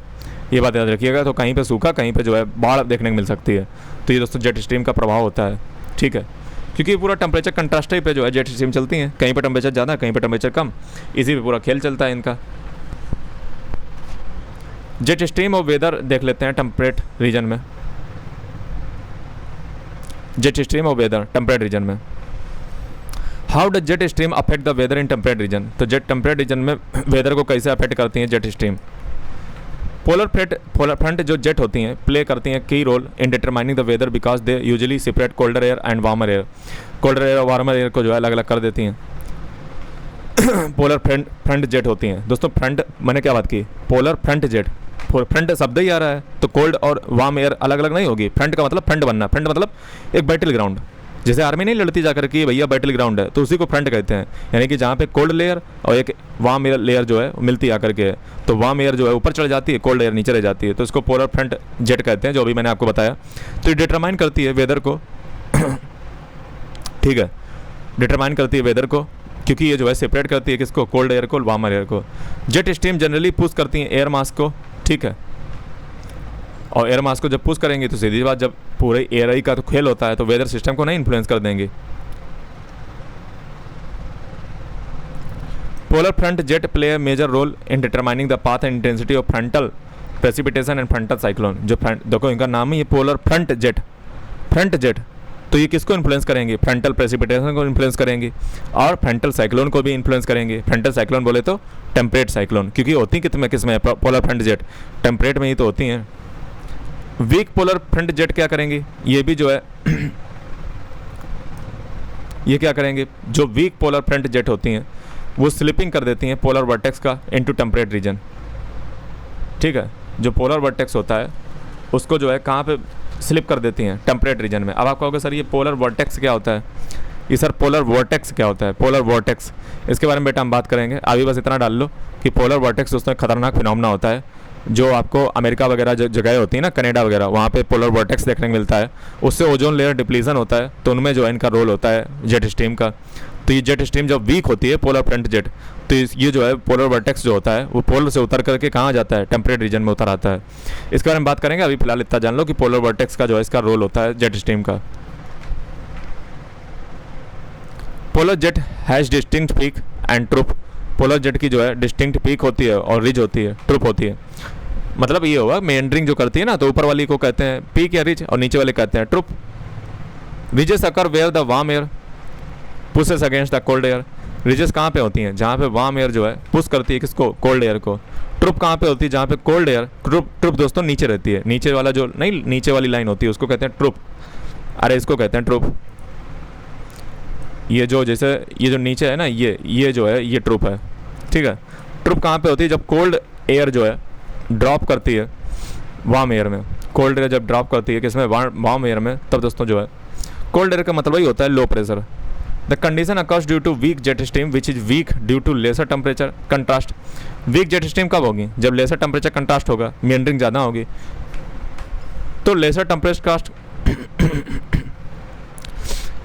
टेम्परेचर कंट्रास्ट में जब बात करता हूँ तो उसका मतलब होता है सब ट्रॉपिक और टेम्परेट रीजन के बीच में टेम्परेचर कंट्रास्ट, टेम्परेचर का फर्क। The ridges and troops give rise to jet streams, which are the main reason behind cyclonic anti-cyclonic weather condition। दोस्तों जो रिज और ट्रूप होते हैं ना, वही जो जेट स्ट्रीम के होते हैं, उनके कारण ही जिम्मेदार होते हैं cyclone anti cyclone weather condition surface पे, ठीक है। The wind leaving the jet stream are rapidly diverging creating lower pressure at upper level. तो विंड जो लीव करती हैं जेट स्ट्रीम को, वो रैपिडली जो है डाइवर्ज हो जाती हैं। अब दोस्तों यहाँ पे जो मैं कॉन्सेप्ट आपको बताने जा रहा हूँ उस कॉन्सेप्ट को बहुत ध्यान से समझिएगा, क्योंकि अगर आपने ये समझ लिया, समझ लो आपका मामला पूरा क्लियर हो चुका है। आप समझ जाओगे कि जेट स्ट्रीम और ट्रॉपिकल साइक्लोन का जो है क्या संबंध होता है। तो दोस्तों मैं आपको बता दूँ कि जेट स्ट्रीम होती हैं, जैसे मान लो ये जेट स्ट्रीम है, ये मान लो जेट स्ट्रीम चल रही है। होता दोस्तों कुछ यूँ है कि जब जेट स्ट्रीम में क्या होता है कि जेट स्ट्रीम में मान लो हवा खत्म हो गई, ठीक है, जेट स्ट्रीम से हवा बाहर मान लो फैल गई, मान लो जेट स्ट्रीम में जब हवा नहीं बची, तो जब जेट स्ट्रीम में हवा नहीं बचेगी तो दोस्तों होगा क्या, होगा दोस्तों कुछ यूँ कि हवा जो है यहाँ पे आना चाहेगी। हवा कहाँ से आएगी, तो हवा आएगी दोस्तों नीचे से। ये जो अर्थ की सरफेस है ना, यहाँ से जो है हवा कहाँ आएगी, ऊपर आएगी। और जब हवा ऊपर आएगी, ठीक है, जब हवा ऊपर आएगी तो हमें एक बात बताओ, नीचे लो प्रेशर बन जाएगा। बताओ लो प्रेशर धरती पे बनेगा कि नहीं बनेगा। जब जेट स्ट्रीम में हवा की कमी हो गई, हवा की कमी का मतलब ये होता है दोस्तों, मैं आपको बता दूं कि यहाँ पे क्या हो जाता है, ट्रोपोपाज जो हवा के जो हाई स्पीड जो जोन था ना जेट स्ट्रीम का, ठीक है, वहाँ पे जो है हवा का कमी हो गई है, ठीक है। और हवा जब जो है वहाँ पे कमी हो गई है, तो मैं आपको बता दूँ कि जब ये जो मैंने क्या बोला, जेट स्ट्रीम में क्या हो चुकी है, हवा की कमी हो चुकी है। यहाँ पे मान लो एयर का कमी हो चुकी है। तो धरती कभी एयर, ऐसा तो होता नहीं कि जेट स्ट्रीम में अगर हवा की कमी हो गई तो उसको खाली छोड़ दिया जाए। धरती का काम ही होता है कि उसको भरना है। भरने के लिए वो करेगी क्या, नीचे से हवा को उठाएगी, नीचे से उठाएगी और कहाँ भर देगी, जा करके जेट स्ट्रीम में भर देगी। जेट स्ट्रीम का तो जो पेट फुल हो गया, लेकिन नीचे क्या बन चुका है, लो प्रेशर। और जब लो प्रेशर बना तो इसके आसपास क्या लगेगा, कोरोलिसिस इफेक्ट लगेगा। और जब इसमें कोरोलिसिस इफेक्ट लगेगा, कोरोलिसिस फोर्स जब इसमें लगेगी, तब दोस्तों यही जो लो प्रेशर है ना, इसको बिंदैया के तरीके से घुमा देगा और यही बन जाएगा साइक्लोन। क्या बन जाएगा, साइक्लोन बन जाएगा। ऐसे साइक्लोन बनता है जब जेट स्ट्रीम की हवा रहती नहीं है, वो फैल जाती है, उधर उधर बाहर निकल जाती है, तो जेट स्ट्रीम खाली हो जाती है। उसको भरने के लिए नीचे से आती है हवा, तो नीचे बन जाता है लो प्रेशर। और लो प्रेशर में क्या होता है कि नीचे जब लो प्रेशर बन ही चुका है, कोरोलिसिस फोर्स क्या करती है, उसको और घुमा देती है, तो क्या डेवलप हो जाता है, साइक्लोन। ठीक है। अब दोस्तों थोड़ा एंटी साइक्लोन देख लो। एंटी साइक्लोन में क्या होता है कि जैसे मान लो ये ऊपर हवा भर गई, अब जब यहाँ पे अत्यधिक हवा भर जाती है, ज़्यादा हवा भर जाती है, मान लो एक्स्ट्रा हवा भर गई, तब दोस्तों क्या होता है कि हवा नीचे भारी होने के कारण डिसेंड होना स्टार्ट करती है। और जब ये नीचे डिसेंड होना स्टार्ट करेगी तो हमें बताओ, नीचे धरती पे क्या बन जाएगा, हाई प्रेशर। नीचे क्या बन जाएगा, हाई प्रेशर बन जाएगा। और जब ये हाई प्रेशर बन जाएगा और यहाँ पे कोरोलिसिस फोर्स और अगर लग गई आकर के, तो यहाँ पे क्या होगा पता, एंटी साइक्लोन। तो दोस्तों ये संबंध होता है जेट स्ट्रीम का और साइक्लोन का। तो साइक्लोन कब बना, जब लोअर प्रेशर बना। एंटी साइक्लोन कब बना, जब जेट स्ट्रीम से जो अत्यधिक हवा थी, एक्सेस अमाउंट में सरप्लस था, वो धरती पे आ गया, हाई प्रेशर बना, कोरोलिसिस फोर्स ने उसको घुमा दिया, तो बन गया क्या, एंटी साइक्लोनिक कंडीशन। ठीक है। तो cyclonic condition, anti cyclonic, I hope आपको क्लियर हो गया होगा। तो ये दोस्तों होती है जेट स्ट्रीम और साइक्लोनिक और एंटी साइक्लोनिक कंडीशन। ठीक है। एंटी साइक्लोनिक कंडीशन में दोस्तों वेदर जो है क्लियर रहता है, ये याद रखिएगा। ठीक है। साइक्लोनिक कंडीशन खराब होती है थोड़ी सी। अब जेट स्ट्रीम दोस्तों एविएशन का फ़र्क समझ लीजिए। दोस्तों क्या होता है, कई बार अगर आप जेट स्ट्रीम, जैसे मान लो जेट स्ट्रीम चल ही रही है, उसमें अपना जहाज़ घुसेड़ दो जा करके, तो तुम्हें जो है कम फ्यूल लगेगा, तो उसका ही जो है फ़ायदा उठा लो। ठीक है। तो जेट स्ट्रीम में जो है, जेट स्ट्रीम आज use by aviator if they have to fly in the direction of flow of jet stream.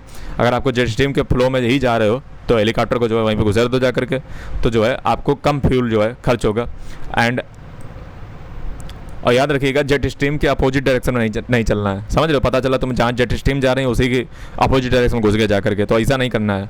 Jet stream can also cause a bumpy flight because the jet stream is sometime unpredictable and ran cause sudden movement even when the weather looks calm and clear. दोस्तों इसमें खतरा भी ये रहता है कि jet stream में कई बार ऐसा हो सकता है कि कभी उनका मूड चेंज हो गया तो तुम्हारा जहाज सब ले डालेंगे। ठीक है। तो थोड़ा खतरा भी रहता है। During volcanic eruption plumes of volcanic ash have a tendency to get sucked into the same jet stream that airplanes use for travel. ठीक है।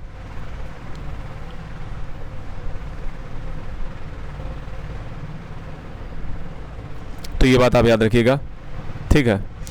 अदर प्लैनेट की अगर हम बात करें, जैसे other planets have jet stream as well, जैसे Jupiter और सैटर्न के भी जेट स्ट्रीम होती हैं। ठीक है। और ये चीज़ आपको समझा भाई। दोस्तों जेट स्ट्रीम के बारे में आपको समझ आया कि जिस ओर जेट स्ट्रीम जा रही हैं, जेट स्ट्रीम जाती किस ओर है, वेस्ट से ईस्ट की ओर जाती हैं, तो उस ओर अगर जहाज ले जाओगे तो बढ़िया तुम्हारा चलेगा, फ्यूल की बचत होगी। लेकिन अगर उल्टी डायरेक्शन में गए तो फ्यूल की बचत नहीं होगी, फ्यूल बहुत ज़्यादा खर्च होगा, क्योंकि जेट स्ट्रीम की स्पीड होती है बहुत ज़्यादा। दूसरी कारण दोस्तों, जेट स्ट्रीम को मैंने आपको शुरू के वीडियो में बताया था कि जेट स्ट्रीम की जो स्पीड होती है वो अंदर सेंटर की ओर ज़्यादा होती है, और जो स्पीड जैसे जैसे आप बाहर जाते जाओगे तो स्पीड जो है वो कम होती चली जाती है। तो दोस्तों कई बार क्या होता है कि जहाज़ में टर्बुलेंस जो आते हैं वो इन्हीं जेट स्ट्रीम की जो अदृश्य ना दिखने वाली जो जेट स्ट्रीम की स्पीड है, उनमें ही जब जहाज़ फंस जाता है तो उसमें टर्बुलेंस देखने को मिलते हैं। साथ ही में कई बार क्या होता है, वॉल्केनिक जो इरप्शन होता है, जो उसमें ऐश होते हैं, ठीक है, तो वो भी जब जेट स्ट्रीम के साथ मिल जाते हैं तो बहुत दूर तक फैल जाते हैं। इसलिए जेट स्ट्रीम में जो है जब भी ऐश वगैरह होता है तो उसको रास्ते को ब्लॉक कर दिया जाता है एरोप्लेन के लिए। तो ये चीज़ आपको समझ आनी चाहिए। अब दोस्तों अगला हमारा टॉपिक है, अगला हमारा है ये हो गया। अब हम एयर मास पे बात करेंगे। एयर मास क्या होता है, ठीक है। तो एयर मास दोस्तों मैं आपको बताऊं, when the air remains over a homogeneous area for sufficient longer time. दोस्तों कई बार क्या होता है कि जब एयर जो है किसी एरिया के ऊपर बहुत समय तक रहती है तो उस एरिया के जो कैरेक्टरिस्टिक्स होती हैं उसको एयर कॉपी कर लेती है। इसी को हम एयर मास कहते हैं। जो होमोजीनियस रीजन होता है, याद रखिएगा होमोजीनियस अगर रीजन है, कोई क्षेत्र है, वहाँ पे एयर अगर बहुत समय तक रही है तो उसके कुछ ना कुछ 36 के 36 गुण जो है उसमें आ ही जाते हैं, तो उसको कहते हैं एयर मास, ठीक है। याद रखिएगा। और वो होमोजीनियस रीजन जो है कुछ भी हो सकता है, चाहे वो प्लेन हो सकता है, चाहे वो ओशियन हो सकता है या प्लेट्यू हो सकता है। तो एयर में उसके गुण आ जाते हैं, उसको हम एयर मास कहते हैं। They are air with distinct characteristics terms of temperature and humidity is called an air mass. अब सवाल ये कि एयर मास सर कैसे अलग अलग करोगे कि ये अलग एयर मास है, अलग एयर मास है। हर एयर मास का ह्यूमिडिटी और टेम्परेचर अलग अलग होता है। It is a large body of air having little horizontal variation in temperature and moisture. ठीक है, तो याद रखिएगा हर एयर मास का अलग अलग टेम्परेचर और ह्यूमिडिटी होती है। Air mass form an integral part of global planetary wind system. Air mass दोस्तों बहुत इंपॉर्टेंट होता है। जैसे मैं आपको बताऊँ एयर मास का सोर्स रीजन क्या होता है। होमोजीनियस सरफेस इसका सोर्स रीजन होता है जिस पे ये मास जो है फॉर्म होता रहता है एयर का। The main source region are high pressure belt in subtropics. Main इनका जो सोर्स रीजन है वो क्या है, हाई प्रेशर बेल्ट है सब ट्रॉपिक रीजन में, giving rise to tropical air. आपको पता है कि सब ट्रॉपिकल रीजन में जो है हाई प्रेशर बेल्ट होती है, मैं आपको पहले ही बता चुका हूँ, सब ट्रॉपिकल हाई प्रेशर बेल्ट। ठीक है, तो वो इसका सोर्स रीजन है जो है राइज करता है किसको, ट्रॉपिकल एयर मास को अराउंड द पोल। ठीक है, तो पोल के पास जो है राइज करता है, तो वो जब राइज करेगा पोल के पास तो वो सोर्स किसका बन गया, पोलर एयर मास का बन गया। यानी कि जो मेन सोर्स इसका है वो हाई प्रेशर बेल्ट है जो सब ट्रॉपिक से जो है इसको उठाती है ट्रॉपिकल एयर मास को, और ये जो है पोल के पास पहुंचाती है, तो वो पोलर एयर मास बन जाता है। Source region establish heat and moisture equilibrium. दोस्तों जो सोर्स रीजन होता है ना, जैसे अगर सब ट्रॉपिकल हाई प्रेशर से जनरेट हुआ है तो उसके जो लक्षण होंगे वो सब ट्रॉपिकल वाले होंगे, पहुंच वाले जो है पोलर के पास जाए। ठीक है, तो हीट और मॉइस्चर जो है वो किसके रहते हैं, वो जो है उसी के रहते हैं जो सोर्स रीजन होता है। When an air mass move away from a source region, the upper level maintains the physical characteristics for a longer period। जो अपर ट्रोपोस्फियर होता है, अपर लेवल होता है, वहाँ पे जो है इसके फीचर रहते हैं जहाँ से ये एयर मास आता है। This is possible because air mass are stable and stagnant air which do not facilitate convection. दोस्तों ये इसलिए हो पाता है, उसका जो कैरेक्टरिस्टिक्स है वो इसलिए बच पाता है क्योंकि वो जो है स्टैगनेंट एयर होती है, ठीक है, स्टेबल होती है और कोई भी प्रकार का कन्वेक्शन जो है फैसिलिटेट नहीं करती है। कंडक्शन एंड रेडिएशन जो है इसमें जो है कोई इफेक्टिव जो है काम नहीं करता है। अगर वो करता होता तो इसका कैरेक्टरिस्टिक्स रह ही नहीं पाता है, तो इसमें जो है कोई रेडिएशन जो है वगैरह नहीं होती है, स्टैगनेंट वगैरह। कंडीशन क्या है एयर मास के फॉर्मेशन की, source region should be extensive with gentle divergent air circulation. ठीक है, यानी कि जो सोर्स इसका कैसा होना चाहिए, हाई प्रेशर वाला होना चाहिए। हाई प्रेशर से ही जो है ये एयर जनरेट होती है। अरे भाई साहब, हाई से तो जनरेट होगी ना, ऊपर उठेगी, लो पर कहाँ से। और देखो यहाँ पे कब होता है, डाइवर्जेंट एयर जो है सर्कुलेशन हो रहा हो, डाइवर्जेंट एयर सर्कुलेशन हो रहा हो और स्लाइटली हाई प्रेशर होना चाहिए। ठीक है, तब जो है इसका सोर्स रीजन वहीं पे बनेगा। जैसे यहाँ पे areas with high pressure but little pressure difference or pressure gradient are ideal source. दोस्तों जो एरिया हाई प्रेशर लेकिन लिटिल जो है प्रेशर डिफरेंस होता है, छोटा सा प्रेशर डिफरेंस होता है, ऐसे प्रेशर ग्रेडियंट बहुत ही आइडल होते हैं ऐसे सोर्स के लिए। ठीक है, जैसे यहाँ पे आप देखिए, ये अगर आप देख सकते हो, ठीक है, तो ये देखो सरफेस जो है दिखाई गई है। ठीक है, ये लो प्रेशर है, लो प्रेशर में जो है क्या होती हैं, कन्वर्ज होती हैं एयर। हाई प्रेशर में क्या होती हैं, डाइवर्ज होती हैं एयर। अरे बेटा अभी मैंने जो साइक्लोनिक एंटी साइक्लोनिक बताई थी, ठीक है, तो मैंने आपको क्या बताया था, एंटी साइक्लोन में क्या होता है, हाई प्रेशर होता है, डाइवर्ज करती है एयर। लो प्रेशर में क्या होता है, कन्वर्ज करती है एयर, साइक्लोनिक कंडीशन होती हैं। ठीक है, there are no major source region in mid latitude. दोस्तों इसका कोई सोर्स रीजन जो है वो मिड लैटिट्यूड में नहीं होता है क्योंकि यहाँ पे साइक्लोनिक एंड अदर डिस्टर्बेंस देखने को मिलते हैं। तो हाई प्रेशर जो है बट लिटिल प्रेशर डिफरेंस, ये दोस्तों आइडल सोर्स होता है इस रीजन के लिए, high pressure but little pressure difference. Air mass दोस्तों सोर्स रीजन के आधार पे जो है 5 प्रकार के एयर मास होते हैं। Warm tropical and subtropical ocean, subtropical hot desert, relatively cold high latitude ocean, very cold snow covered continent in high latitude, permanently ice covered continent Arctic and Antarctic. दोस्तों air mass जो है एक बार मैं देख लेता हूँ अगर Wikipedia पे कुछ फोटो मिल जाए। तुम शहर में मेरे दोस्तों ये एयर मास है। तो इसे दोस्तों पूरी दुनिया में जो है बहुत सारे एयर मास पाए जाते हैं। ठीक है, ये एयर मास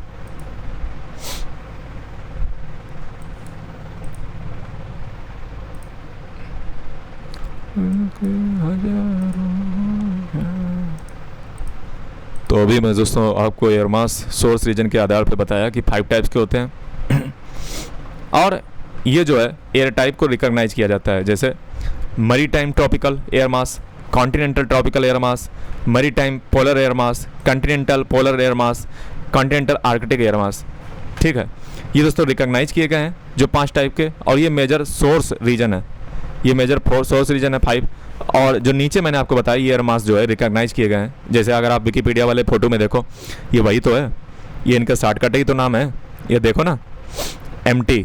तो ये देखो MT कहाँ पे है, यहाँ पे ये MT है, मैरीटाइम ट्रॉपिकल। ठीक है, ये MT है, मैरीटाइम ट्रॉपिकल एयर मास। फिर क्या आता है CT, कॉन्टिनेंटल ट्रॉपिकल। तो CT देखो कहाँ पे है, कॉन्टिनेंटल ट्रॉपिकल इसमें नहीं दिख रहा है, ये कॉन्टिनेंटल ट्रॉपिकल नॉर्थ अमेरिका पे, कॉन्टिनेंटल ट्रॉपिकल CT। फिर उसके बाद क्या है MP, मैरीटाइम पोलर। तो मैरीटाइम पोलर देखो कहाँ पे, ये देखो मैरीटाइम पोलर है MP मैरीटाइम पोलर एयर मास। फिर कॉन्टिनेंटल पोलर, कॉन्टिनेंटल पोलर कहाँ पे है, ये देखो कॉन्टिनेंटल पोलर है CP। उसके बाद कॉन्टिनेंटल आर्कटिक, ये दोस्तों ऊपर है CA, कॉन्टिनेंटल आर्कटिक एयर मास।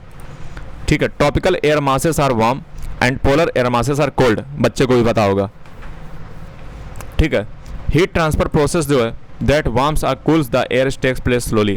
दोस्तों हीट ट्रांसफर जो प्रोसेस होते हैं बहुत स्लोली जो है होते हैं। ठीक है, ये आप देख सकते हो, तो पूरी दुनिया में इस प्रकार से ये 5 ही एयर मास जो है पाए जाते हैं। ठीक है, इस प्रकार से पूरी दुनिया में पाए जाते हैं एयर मास, ये जो है पूरा डिस्ट्रीब्यूशन दिखाया गया है। सबसे पहले बात कर लेते हैं कोल्ड एयर मास की। पहले देख लेते हैं चैप्टर कितना लंबा है, छोटा है, चलो अच्छी बात है। सबसे पहले देखते हैं दोस्तों कोल्ड एयर मास। तो cold air mass is one which is colder than the underlying surface and is associated with the instability and atmospheric turbulence. Cold air mass में क्या होता है दोस्तों, ये इनस्टेबिलिटी लाते हैं और एटमॉस्फेरिक टर्बुलेंस क्रिएट करते हैं।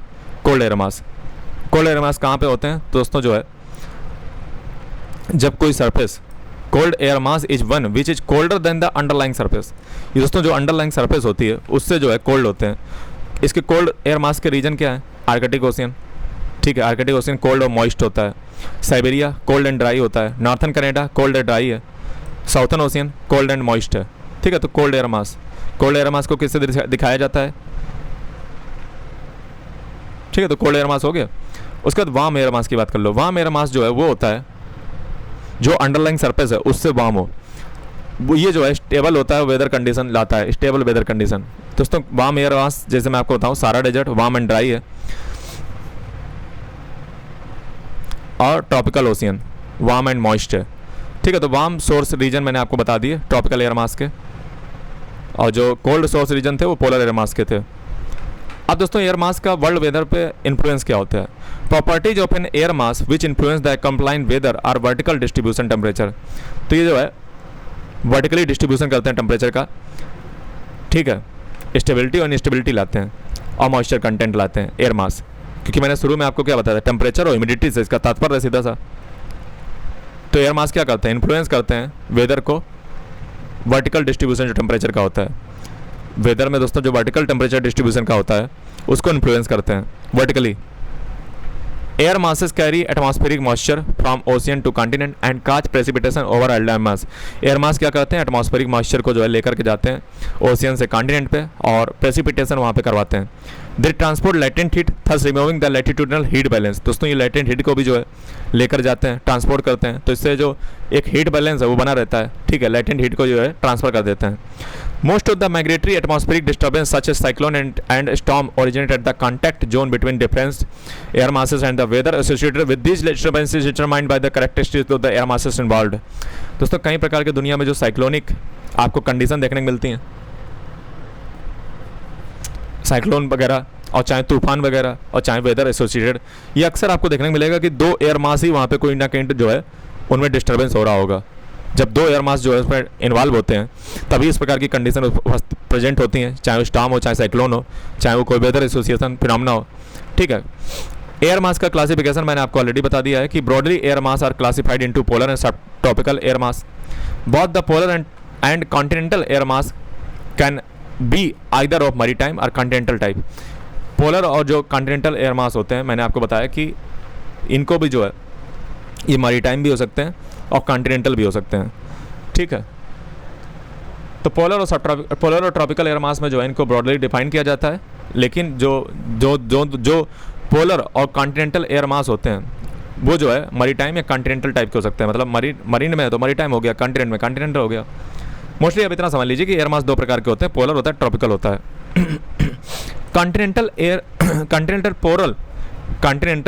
पोलर एयर मास को देख लिए। तो कॉन्टिनेंटल पोलर एयर मास का मतलब क्या हुआ, कॉन्टिनेंट मतलब कॉन्टिनेंट पे होगा, और पोलर इलाके में एयर मास, सीपी इसको कहते हैं। सोर्स रीजन इसके हैं Arctic basin, north America, Eurasia, Antarctica.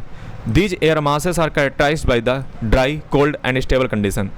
The weather during winter is frigid, clear and stable. During summer the weather is less stable and lesser prevalence of anticyclonic winds, warmer land mass and lesser snow. Land mass जो है गर्म हो जाता है और snow जो है कम हो जाती है।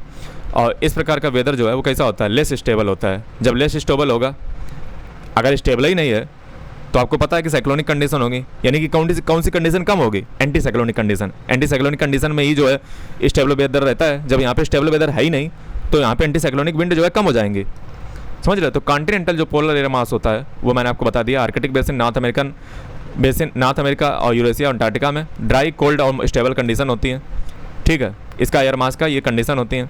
वेदर जो है विंटर में फ्रिज रहता है, क्लियर और स्टेबल रहता है। समर में जो है वेदर थोड़ा सा लेस स्टेबल हो जाता है, लेस स्टेबल। ये इसका मतलब ये नहीं कि बहुत ज़्यादा इंस्टेबिलिटी हो गई है। With lesser prevalence of anti cyclonic wind, इसका मतलब थोड़ा सा कहीं ना कहीं साइक्लोनिक कंडीशन है, थोड़ा सा। Warmer land mass and lesser snow, सिर्फ समर में। मरी टाइम पोलर एयर मास की बात कर लो, मरी टाइम पोलर एयर मास। तो मरी टाइम पोलर एयर मास जो है सोर्स रीजन इसका क्या है, 40 डिग्री एंड 60 डिग्री लैटिट्यूड का जो ओशियन है वो इसका सोर्स है। ये कॉन्टिनेंटल पोलर एयर मास ही होते हैं एक्चुअली, ठीक है, which moved over the warmer ocean. लेकिन ये वार्मर जो ओशियन है, गर्म ओशियन है, उस पर मूव करते हैं। एक्चुअली होते हैं ये कॉन्टिनेंटल पोलर एयर मास ही हैं जो है हीटअप हो जाते हैं और कलेक्ट करते हैं मॉइस्चर को। Condition over the source region are cool, moist and unstable. Condition जो है गर्म है ना, तो इसलिए कूल रहेगा सोर्स रीजन पे, मॉइस्ट रहेगा, अनस्टेबल रहेगा। These are the regions which can not lie stagnant for long. ये रीजन दोस्तों जो है बहुत समय तक एकदम स्टैग्नेंट नहीं रह सकते हैं।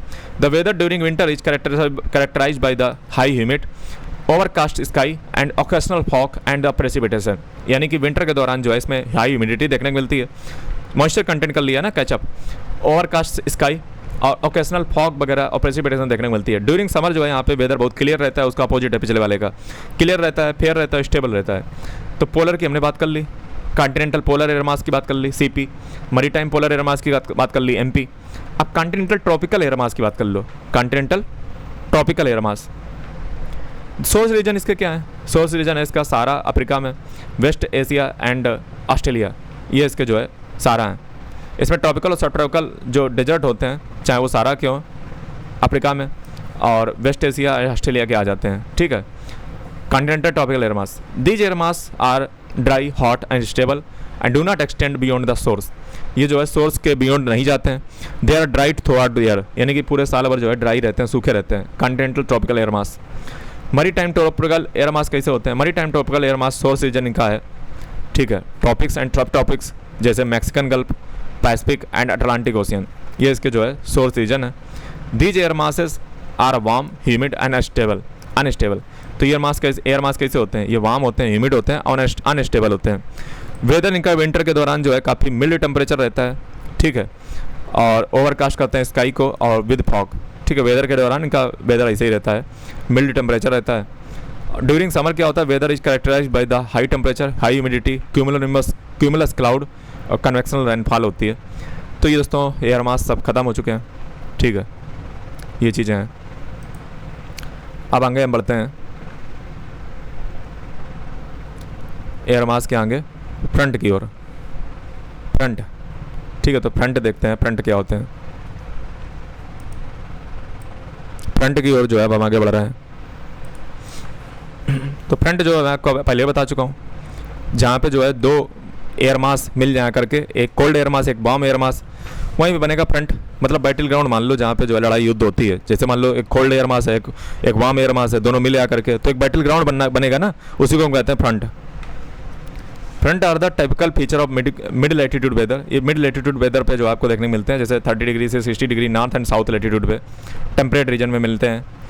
दे आर अनकॉमन, अनयूजुअल होते हैं ट्रॉपिकल एंड पोलर रीजन में। ट्रॉपिकल और पोलर रीजन में कैसे मिलेंगे, unusual. Front is 3 dimensional boundary form zone between converging air mass with different physical property. ठीक है, तो कन्वर्ज जहाँ पे होते हैं दो एयर मास वहीं पे बनता है। फिजिकल प्रॉपर्टी इनकी डिफरेंट होती है, जैसे टेम्परेचर, ह्यूमिडिटी, डेंसिटी वगैरह। Two air mass don't merge readily due to the effect of converging atmospheric circulation, relatively low diffusion coefficient and lower thermal conductivity.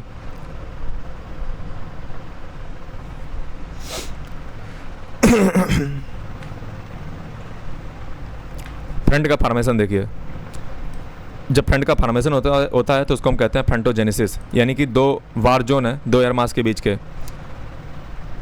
और जहाँ पे जो है फ्रंट डिसिपेशन हो जाए, मतलब टूट जाए, बिखर जाए, उसको कहते हैं फ्रंटोलाइसिस। यानी कि जो है एक जहाँ पे एयर मास जो है दूसरे एयर मास के जो है अगेंस्ट खड़ा हो जाए करके, उसको कहते हैं frontolysis. Frontogenesis involve convergence of two distinct air mass. Frontogenesis का मतलब क्या होता है? जहाँ पे दो डिस्टिंक्ट एयर मास कन्वर्ज कर रहे हैं। फ्रंटोलाइसिस क्या होता है? जहाँ पे ओवरराइड कर दें एक एयर मास दूसरे को, उसको हम फ्रंटोलाइसिस कहते हैं। जहाँ पे एक एयर मास दूसरे एयर मास को ओवरलाइज कर दे। नॉर्थन हेमिस्फीयर में जो फ्रंटोजेनेसिस होता है वो कन्वर्जेंस होता है एयर मास का। ठीक है, जब कन्वर्जेंस होगा एयर मास का तो वहाँ पे एंटी साइक्लोनिक डायरेक्शन जो है देखने को मिलती है। साउथर्न हेमिस्फीयर में क्या होता है कि जब फ्रंटोजेनेसिस होता है तो वहाँ पे क्लॉकवाइज डायरेक्शन देखने को मिलती है। ठीक है, और नॉर्थर्न हेमिस्फीयर में एंटी क्लॉकवाइज और साउथर्न हेमिस्फीयर में क्लॉकवाइज। ये किस लिए होता है? क्योंकि कोरिलेसिव इफेक्ट होगा, सीधी सी बात है। मिड लेटीट्यूड जो साइक्लोन होता है या टेम्परेट साइक्लोन होता है या एक्स्ट्रा ट्रॉपिकल साइक्लोन होता है वो फ्रंटोजेनेसिस के कारण ही बनता है। ठीक है, मैंने क्या बताया इस अब आपने पूरी रामायण बताई। मिड लेटीट्यूड साइक्लोन सब एक ही बातें होती हैं, चाहे मिड लेटीट्यूड साइक्लोन कर दें, चाहे टेम्परेट साइक्लोन कर दें, चाहे एक्स्ट्रा ट्रॉपिकल साइक्लोन कर दें, ये सबका नाम एक ही होता है। ठीक है, तो फ्रंटोजेनेसिस मैंने आपको शुरू में बताया, कहाँ बताया मैंने, क्या बताया? ये मिड लेटीट्यूड वेदर के फिनोमेना है, तो वहीं पे, ठीक है, वहीं पे तूफान आएगा, साइक्लोन आएगा। जनरल कैरेक्टरिस्टिक्स फ्रंट की क्या होती हैं? Temperature contrast influence the thickness of frontal zone in inversely proportional to the matter.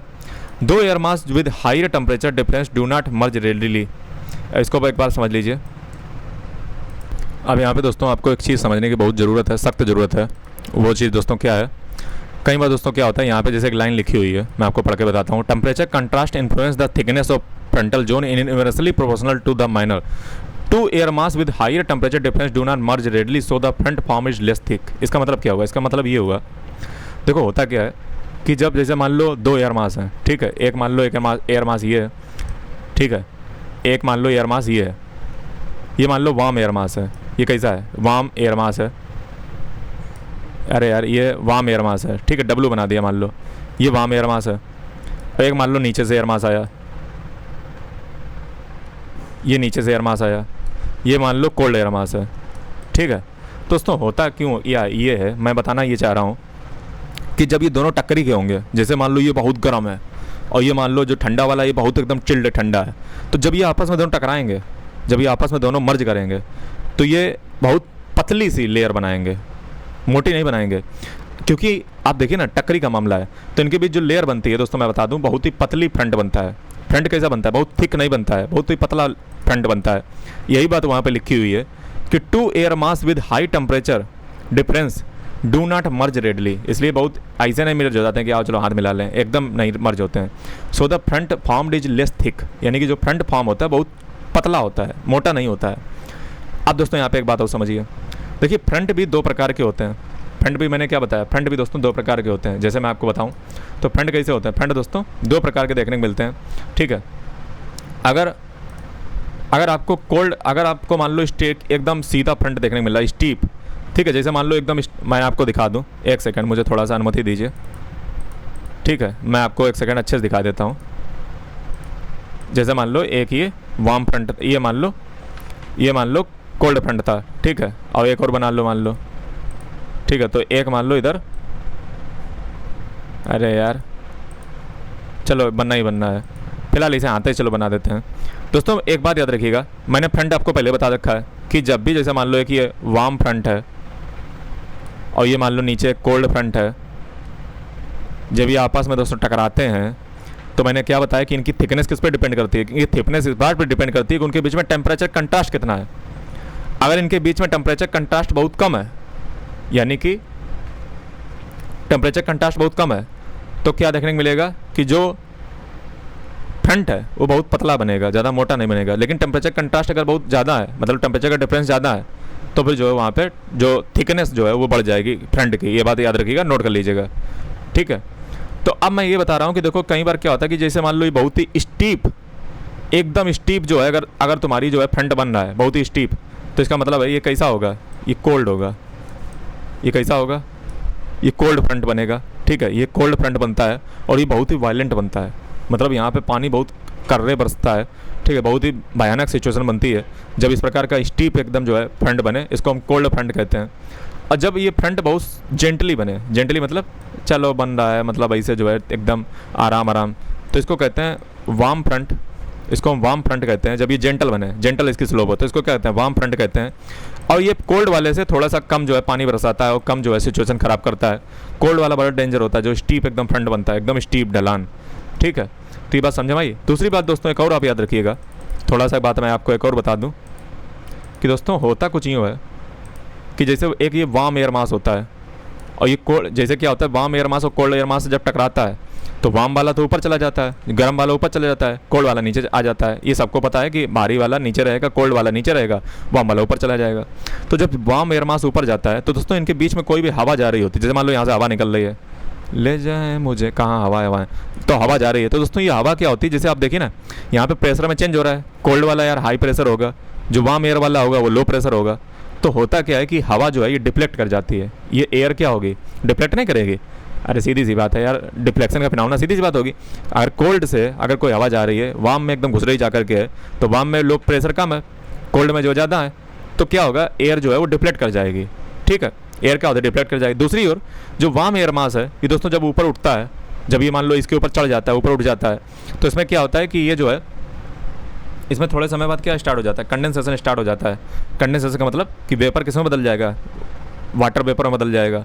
और फिर क्या होता है, यहाँ से जो है पानी बरसना स्टार्ट हो जाता है, पानी बरसना स्टार्ट हो जाता है, कंडेंसेशन। और फिर इसकी जो है जो लेटेंट हीट ऑफ कंडेंसेशन होती है, जो लेटेंट हीट ऑफ कंडेंसेशन होती है, लेटेंट हीट ऑफ कंडेंसेशन का मतलब क्या होता है, जो ये वार्म एयर मास है तो एयर ही मास, जब वार्म एयर मास वाटर वेपर में बदल कर जब प्रेसिपिटेशन करता है तो दोस्तों इससे रिलीज होती है लेटेंट हीट ऑफ कंडेंसेशन। वो जो हीट होती है वो इसको जल्दी वो इसको जो है ठंडा नहीं होने देती है, यानी कि फिर ये और कर्रे बरसता है।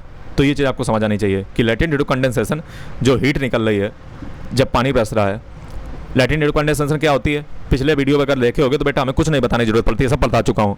लेटेंट हीट ऑफ कंडेंसेशन का मतलब है कि जो वार्म एयर मास है जब ऊपर जाकर के कंडेंसेशन कर रहा है, यानी कि एयर मास से वाटर वेपर में बदल रहा है, जब प्रेसिपिटेशन कर रहा है, तो उससे latent heat of condensation release हो रही है जो वार्म एयर मास को ठंडा नहीं होने देगी, और फिर उससे सिचुएशन और ख़राब होगी और पानी बरसेगा।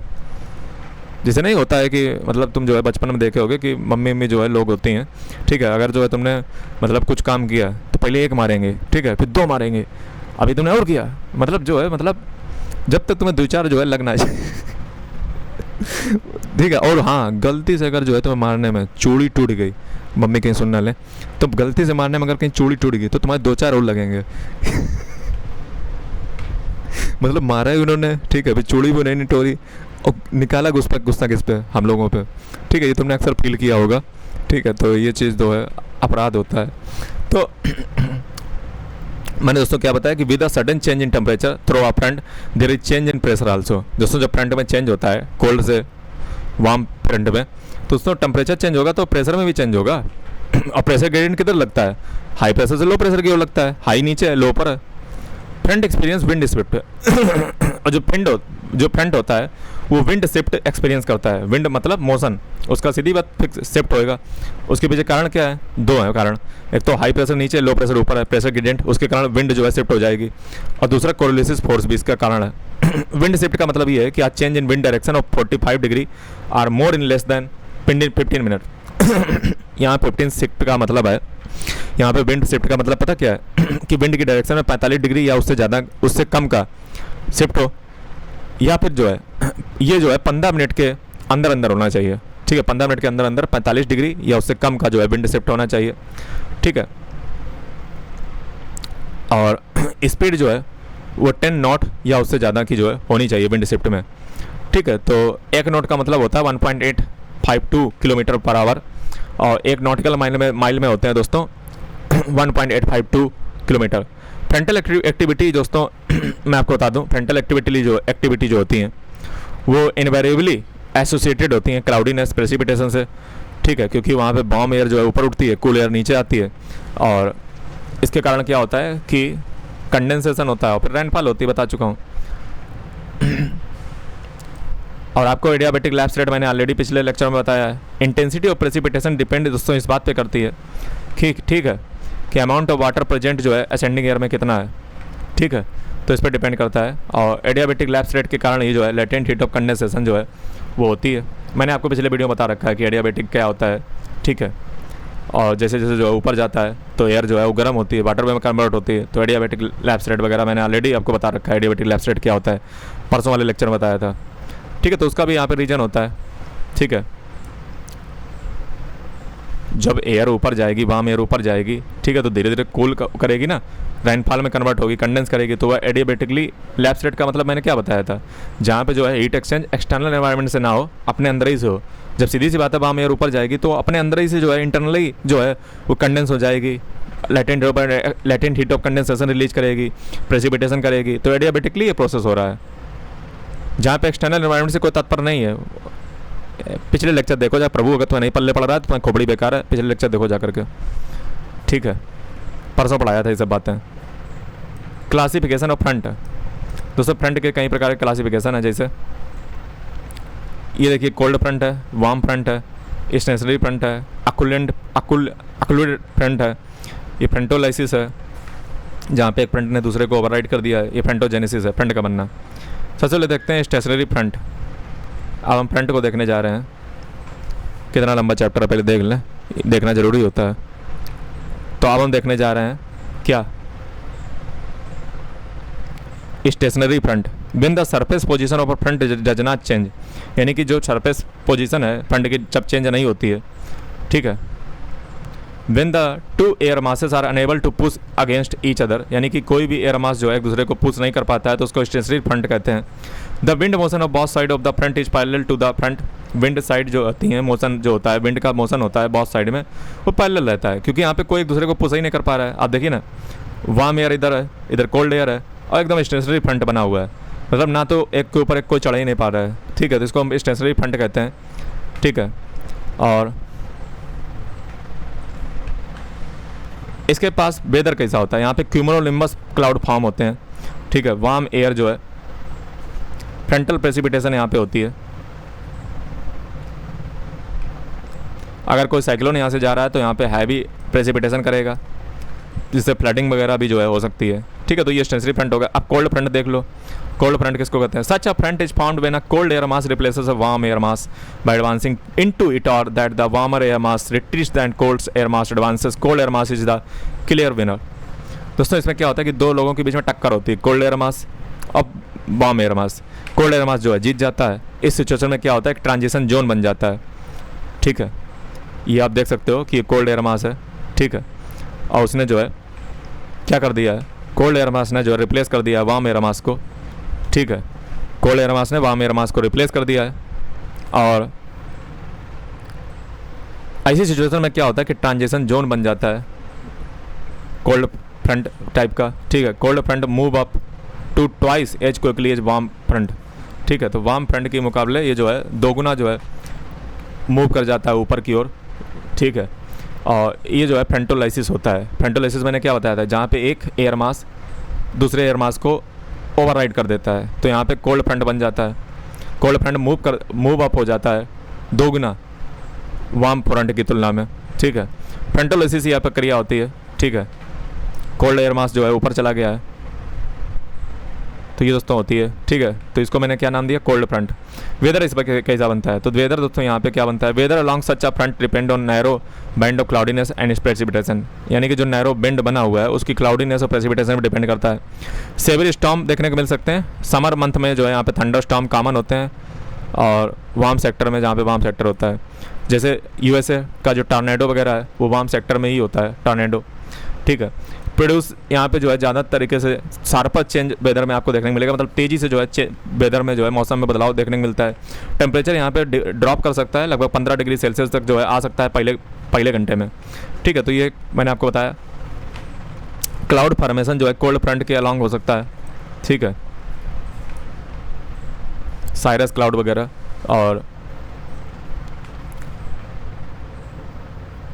और जो हैवी रेन बरसती है वो मैं आपको बता दूँ निम्बस और क्यूमुलोनिम्बस क्लाउड जो होते हैं उनसे बरसती है, ठीक है। ये आप क्लाउड देख सकते हो, साइरस, क्यूमुलोनिम्बस, निम्बोलिम्बस।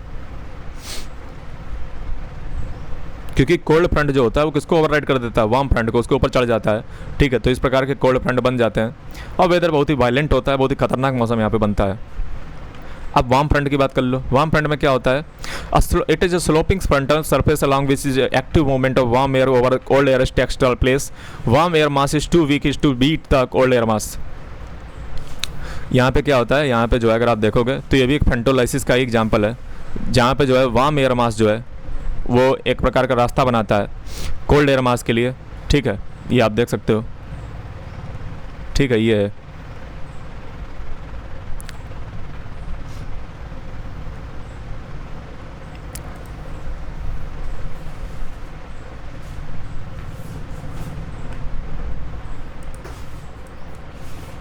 लेकिन ये बात यहाँ पे विशेष ध्यान रखने वाली है कि जो मैंने इस प्रकार का जो फ्रंटोलाइसिस आपको बताया है, ठीक है, तो इसमें एक चीज़ ये कॉमन होती है कि यहाँ पे ये ओवरराइड नहीं कर पाता है। मतलब वार्म फ्रंट यहाँ पे चढ़ने का प्रयास तो करता है कोल्ड फ्रंट के ऊपर, लेकिन ऐसा कर नहीं पाता है, ठीक है। ये फ्रंटोलाइसिस का एग्जाम्पल है, मतलब एक फ्रंट जहाँ पे मास जो है एयर मास दूसरे को ओवरराइड करने का प्रयास कर रहा है बट कर नहीं पा रहा है।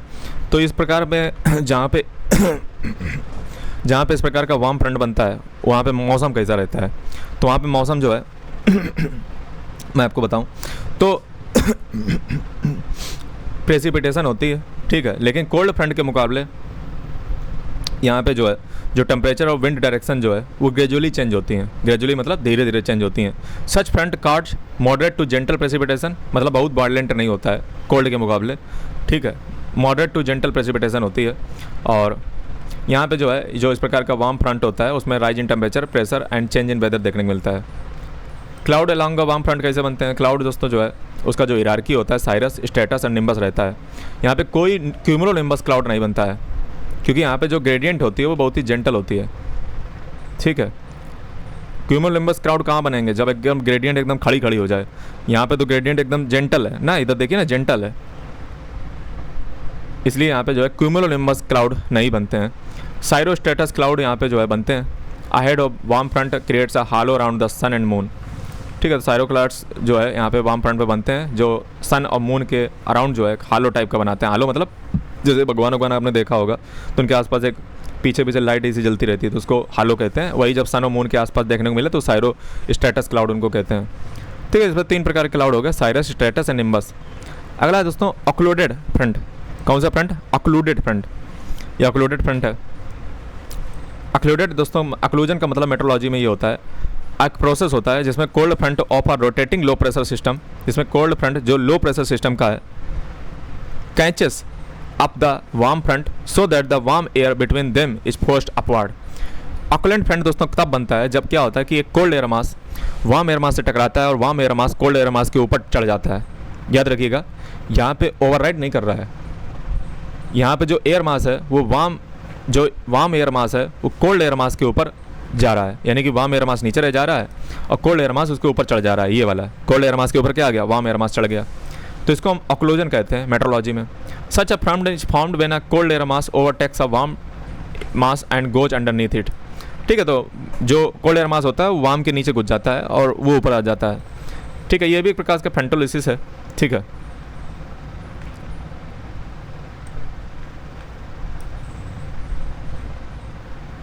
वेदर कैसा यहाँ पे होता है? तो यहाँ पे वेदर अगर आप देखोगे, ठीक है, तो weather along an colonial front is a mixture of cold front type and warm front type. इसमें दोनों वेदर का जो मिक्सचर होता है, चाहे वो कोल्ड फ्रंट टाइप अभी जो मैंने ऊपर पढ़ाया, वार्म फ्रंट टाइप, दोनों का मिक्सचर होता है। और ये वेस्ट यूरोप में आपको ज़्यादा देखने को मिलेगा, वेस्ट यूरोप में। और ये इसका फॉर्मेशन मिडिल लैटिट्यूड साइक्लोन करता है। फॉर्मेशन मिडिल लैटिट्यूड साइक्लोन होते हैं, ठीक है। मिडिल लैटिट्यूड साइक्लोन का मतलब टेम्परेट साइक्लोन या एक्स्ट्राट्रॉपिकल साइक्लोन, इस प्रकार के जो है क्लाउड फॉर्मेशन फ्रंट के फॉर्मेशन करते हैं। क्लाउड कैसे बनते हैं? तो यहाँ पे क्लाउड जो है कोल्ड फ्रंट और वार्म फ्रंट वाले दोनों बनते हैं, ठीक है। ये चीज़ होती है। और याद रखिएगा, एक बात याद रखिएगा, वार्म फ्रंट से जो क्लाउड बने थे और कोल्ड फ्रंट से जो क्लाउड बने थे अपोजिट साइड में बनते हैं। मतलब जो मैंने अभी आपको क्लाउड फ्रंट से बने हुए जो क्लाउड होते हैं ना, वो बनेंगे वाम की तरफ, और जो वाम से क्लाउड बनेंगे वो बनेंगे क्लाउड की ओर, मतलब कोल्ड की ओर। ठीक है, तो उल्टी डायरेक्शन में जो है क्लाउड बनते हैं। वाम फ्रंट से जो क्लाउड बनेंगे वो कोल्ड वाले के पास बनेंगे, कोल्ड फ्रंट से जो क्लाउड बनेंगे वो वाम वाले के पास बनेंगे। अपोजिट डायरेक्शन, अपोजिट साइड में जो है ये अक्लूजन होता है। ठीक है, ये आप देख सकते हो कि कूलर एयर मास है, ऊपर वार्मर एयर मास है। ठीक है, और इस प्रकार के क्लाउड आपको देखने को मिल रहे हैं। नीचे सबसे स्ट्रेटोकुम्बस है, ये क्यूमुलस है, निम्बोस्टेटस, क्यूमुलोनिम्बस, एस्ट्रोटैसस, साइरोस्टेटस, साइरस। ठीक है, सब जो है हो रहा है। अब यहाँ पे जो है मैं आपको बता दूँ कुछ आप चीज़ें समझिए। अगर जो है स्टेशनरी फ्रंट है तो यहाँ पे कोई विनर नहीं होता है स्टेशनरी फ्रंट में, क्योंकि कोई विनर रही नहीं। कोल्ड फ्रंट में क्या होता है, कोल्ड एयर मास जो है वो क्लियर विनर होता है। वार्म फ्रंट में क्या होता है, वार्म एयर मास जो है पिकअप करता है एक फाइट, बट फेल हो जाता है कोल्ड एयर मास को सबसाइड करने में, कोल्ड एयर मास को ओवरराइड करने में। तो कोल्ड एयर मास जो है विनर है वार्म फ्रंट में भी। इंपॉर्टेंट पॉइंट, वार्म फ्रंट में कोल्ड एयर मास ही विनर होता है, क्योंकि वार्म वाला चढ़ा ही नहीं कर पाता है, वार्म वाला जो है ओवरराइड कर ही नहीं पा रहा है, तो वार्म कोल्ड एयर मास विनर हो गया। चाहे कोल्ड फ्रंट में कर लो चाहे वार्म फ्रंट में कर लो। ऑक्लूडेंट फ्रंट में क्या होता है, यहाँ पे जो है अगर हम बात करूँ तो ऑक्लूडेंट फ्रंट में जो है कोल्ड फ्रंट और वार्म फ्रंट दोनों है, लेकिन वार्म फ्रंट जो है ऊपर चढ़ गया, कोल्ड फ्रंट नीचे रह गया। तो यहाँ पे दोस्तों जो है डबल विन है कोल्ड एयर मास के लिए। कोल्ड एयर मास यहाँ पे भी जो है 2 बार जीत रहा है, समझ रहे हो।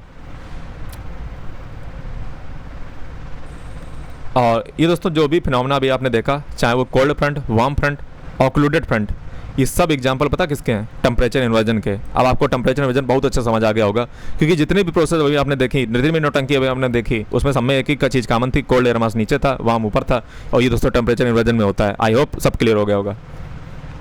ठीक है, तो फ्रंट हो गया। अगला कोई चैप्टर अभी ले लें क्या, कल पढ़ाएं? फ्रंट है, चलो अब जो है कल पढ़ाएंगे, ये जो है कल पढ़ाएंगे। ठीक है, आज जो है छोड़ देते हैं, कल चलिए जो है लेक्चर को समाप्त करते हैं। धन्यवाद दोस्तों। वीडियो को लाइक, चैनल को सब्सक्राइब, बेल आइकन प्रेस कीजिए, कमेंट करना मत भूलिएगा। ऐसे लेक्चर आपको क्वालिटी कहीं नहीं पूरे यूट्यूब पे मिलेगी, चैलेंज करता हूँ। आज 20वां लेक्चर था।